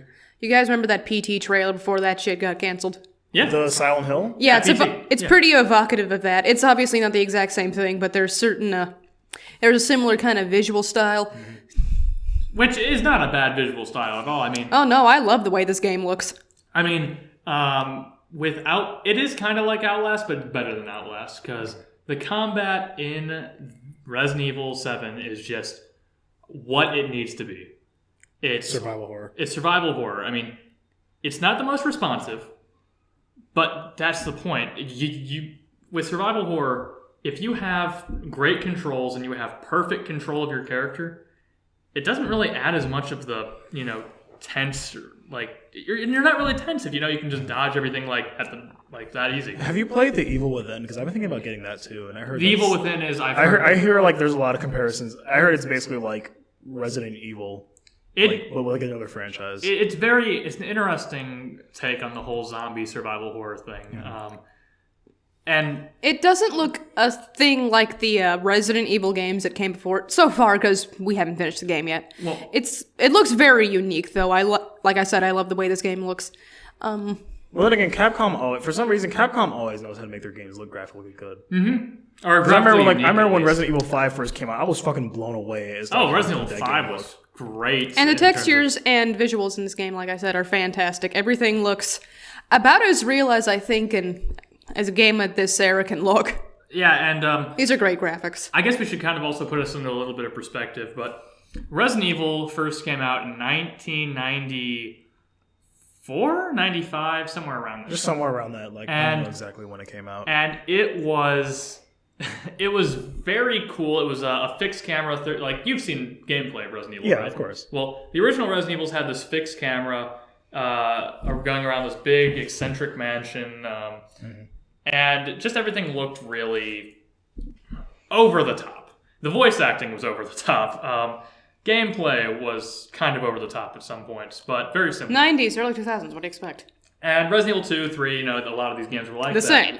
And then once you got to 4, you got into more action-oriented survival horror, which then in 5 and 6 just went from survival horror to pew, pew, pew, we've got giant machine guns and these zombies have guns now and we can punch rocks and shit. Gun zombies! And that's where Resident Evil 7 is just really doing a good job. You want to know what's fucking revolutionary about Resident Evil 7? The clothes and haircuts they have make sense. Do you want to explain a little bit of that about people who don't know what Resident Evil style is? You'll be finding cops with these slanted, about 45-degree bangs, wearing tube tops and a single shoulder pad, berets for no reason. Are you talking about Leon? I wish Leon wore a tube top. I'm talking about a combination. When I heard the bangs, I'm like, wait, you're talking about Leon. I'm talking about multiple people. I'm talking about it like Leon, Claire, Jill. Let's see, what else is fucking ridiculous? Along with your regular fatigues, you're gonna be wearing a nice red vest. Wait, dress or vest? Vest. Just Google some. Barry, put on that dress. Google Resident Evil characters, and you will be astonished. The weird styles you'll pull see. that shit up. Yep, this is Japanese. And it was all Japanese, yeah. And to be fair, this is still Japanese, but it does a surprisingly good job of like evoking the American boonies. Yeah, because this is the first Resident Evil game that like properly takes place in the modern time. Like now, the modern It takes time place on our planet. in America, and it looks like even the Japanese version takes place in America. I guess Raccoon City also took place in America, just the Japanese version of America. Yeah, this is what we learned from Terminator. Japan America, but it takes place in Louisiana. Japanica. Yeah, exactly. Japanica. But Resident Evil 7 takes place in Louisiana. And it looks like the most backwater of Hicks. It's like, man, I've walked through these woods. I mean, that's Louisiana for you. Yeah, but this game is so much scarier than it should be. Like, okay, have you seen Texas Chainsaw Massacre or any of those movies? Hey, we're talking to you. No, I don't think I've seen like clips of them, but Well, do you know what the general sort of backstory of those is? I thought Texas Chainsaw. Well, I was gonna ask if Texas Chainsaw Massacre took place in Louisiana. Okay. What the fuck is in your tea? I was gonna like, nope, I'm dodging that bullet. Is Texas in Louisiana? Oh. Hey Siri. No, but if you know the basic background plot of Texas Chainsaw Massacre, Leatherface, and all that. Yep. The plot of this game, at least as far as Albanian goes, is surprisingly similar. Let me just say, even with Texas Chainsaw Massacre and certain other things, the terrifying redneck genre of horror is surprisingly untapped.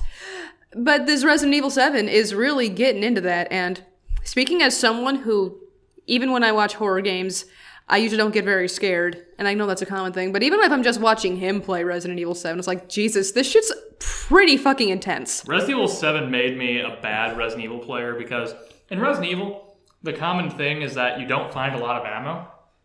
You're usually kept very dry when it comes to ammo, health, and everything. Mm-hmm. So normally in Resident Evil, you're supposed to avoid killing zombies or enemies and just run around them, dodge them if you can. To save ammo. And I found myself playing Resident Evil 7 where there were so many enemies I shouldn't have killed. There were so many enemies I should have just ran around and gone on my merry way. But no, they scared me so bad that I pulled out my gun and was like, die, die, die, die, die! Oh man, I don't have any ammo left. Crap! Get fucked. Because I will say, like, I'm kind of shocked that people are kind of like, actually like kind of praising that degree of it. Because I remember, like, I did play a little bit of Resident Evil 5. It was like the demo. Where you're in that like village where they're having like this huge rally, and then you gotta like barricade yourself in like this little shack, and like while the zombies are trying to break in. And I thought it was like super intense that like you had scourge the room for ammo to actually like make you keep yourself defended. So I thought that was like a really intense moment of like Resident Evil 5. Yeah. So I thought that so I was kind of like that was like a really intense moment. I thought that was something that was really well done. So I also just want to bring up from a packaging standpoint. I got the post here.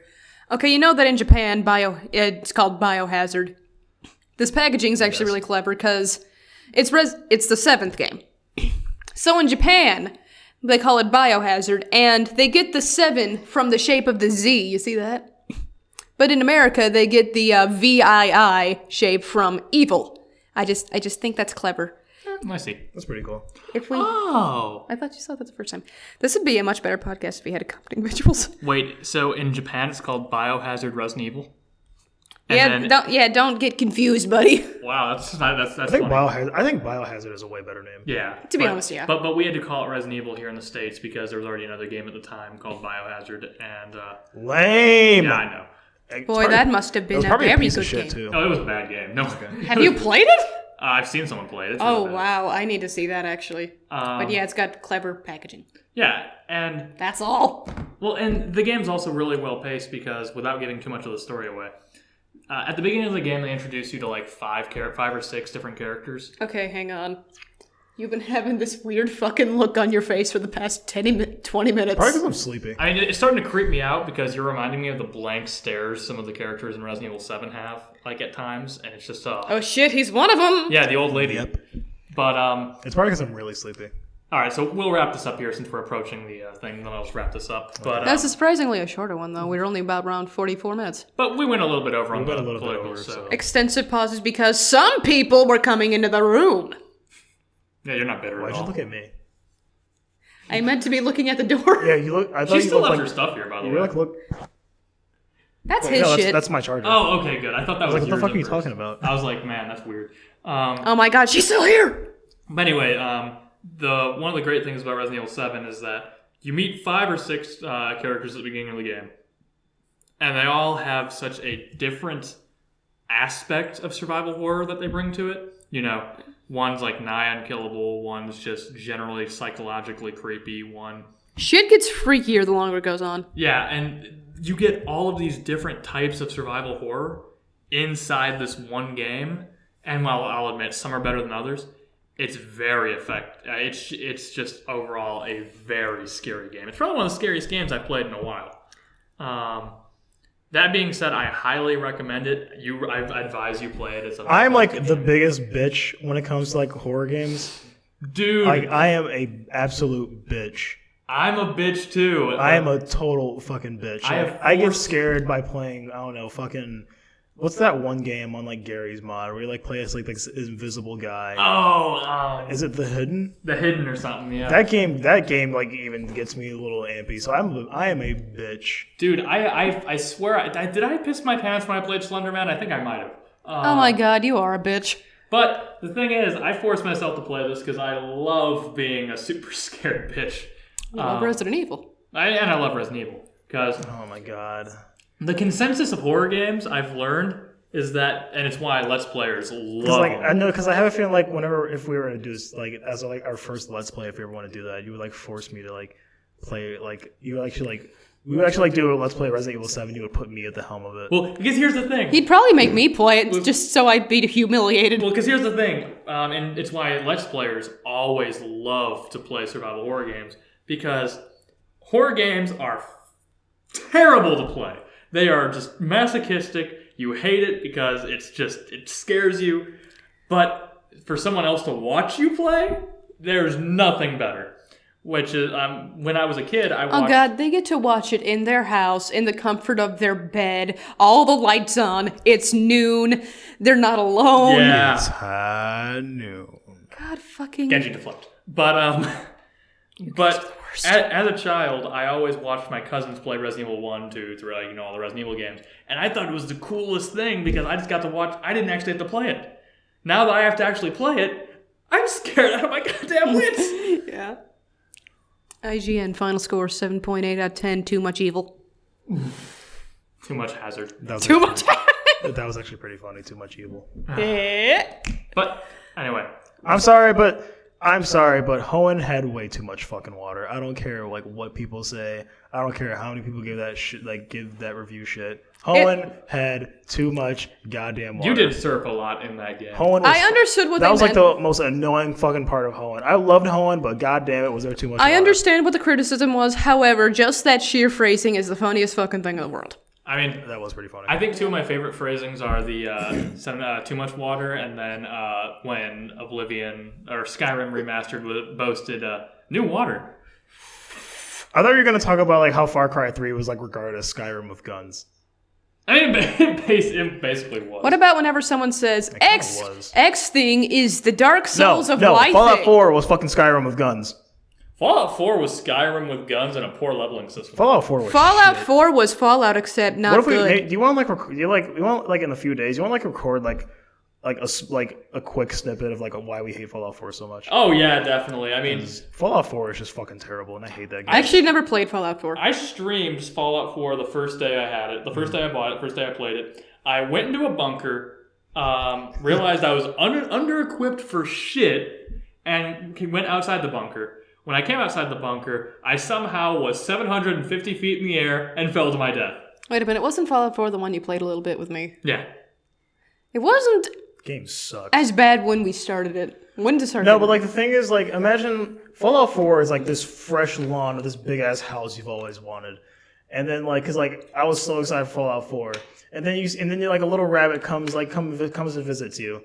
It just takes a shit on your lawn, and then you're like, oh, it's just a cute rabbit. Oh, it's just one tiny little like poop speck. It's no big deal. And then you see But this after a while, tidal wave that shit of starts rabbits. adding up, and then you're just like, okay, fuck this shit, I'm out. For me, I thought you were going with that. I thought you were going to say it's like looking at like, like this brochure for like a massive 5-star hotel, and then you get there, and like the doors are coming off the hinges, the fucking like mattress is falling out the window on You fire. were promised so much more, and you got this 3-star hotel. I think I paid attention So it's like to No like Man's how Sky. much I was smiling when I was playing the game. Because like when I first played it, I was smiling my ass off. And then like by the time I was like, it was like approaching the end of winter break, I was just like, my face was just blank. It doesn't hit you. I lost my smile. It doesn't hit you at first. How like shitty the game actually is. It doesn't. Like it took me a while to. I remember I got to the last mission, the Bunker Hill. I was like, you know what? I'm gonna take a break for now. And then like the next day, I was getting ready to boot up the game. I was like, you know, I honestly think I'd rather do something else today. I'll pick it up later. Haven't played it since. At least And I was like, you know what? This game fucking sucks. I never want to play it again. At least the soundtrack's good. The soundtrack. Well, I mean, the soundtrack. The soundtrack is like 90% from Fallout 3. Yeah, I mean, the soundtrack for Fallout games are always going to be great because they fit that post-apocalyptic. Because Yeah, I get it. the most important thing for a soundtrack is Big to iron fit on the his world. hip. He's hacking and striking and whacking. Oh yeah. And jabbing. I think New Vegas has the best soundtrack, to be honest. Which one? New Vegas. New Vegas has a pretty good one. Although Okay, where'd that fall in the I think New chronology? Vegas is the best Fallout game. Well, I shouldn't say the best Fallout game because I it haven't played happens 1 or 2. between 3 and 4, or 2 and 3. Fallout New Vegas happens between 3 and 4. Yeah. So it was the one before 4. Yes. Okay. I think Release. it happens like about a year or so after.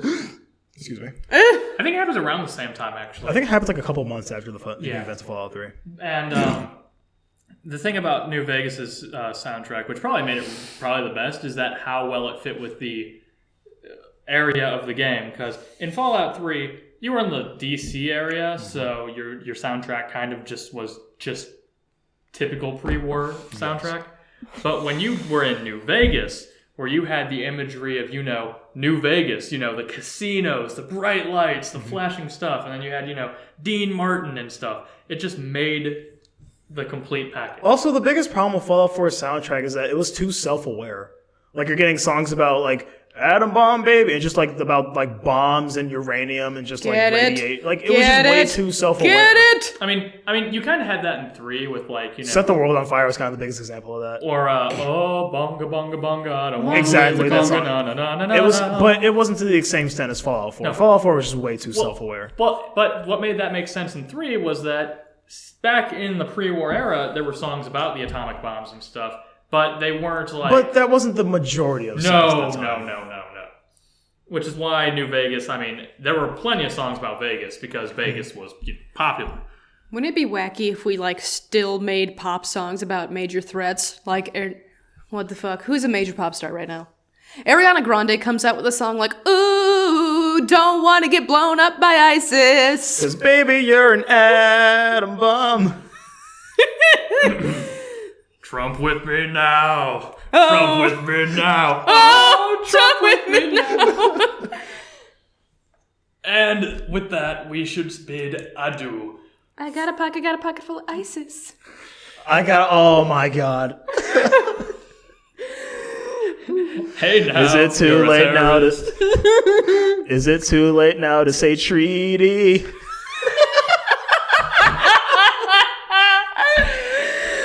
Okay, I'm done. I'm fucking wrapping this shit up. I do like how it's quiet hours and we're just screaming. I need to go to bed. RA's gonna kick our ass. Goodbye, everyone. All right, so we've got What? Oh, it's Matt here. the dude. Rage is signing out. Now I know that you're and- not with me now. Is it too late to say treaty now? And thank you for joining us for Planet Junction. See you next week. See ya, bitches.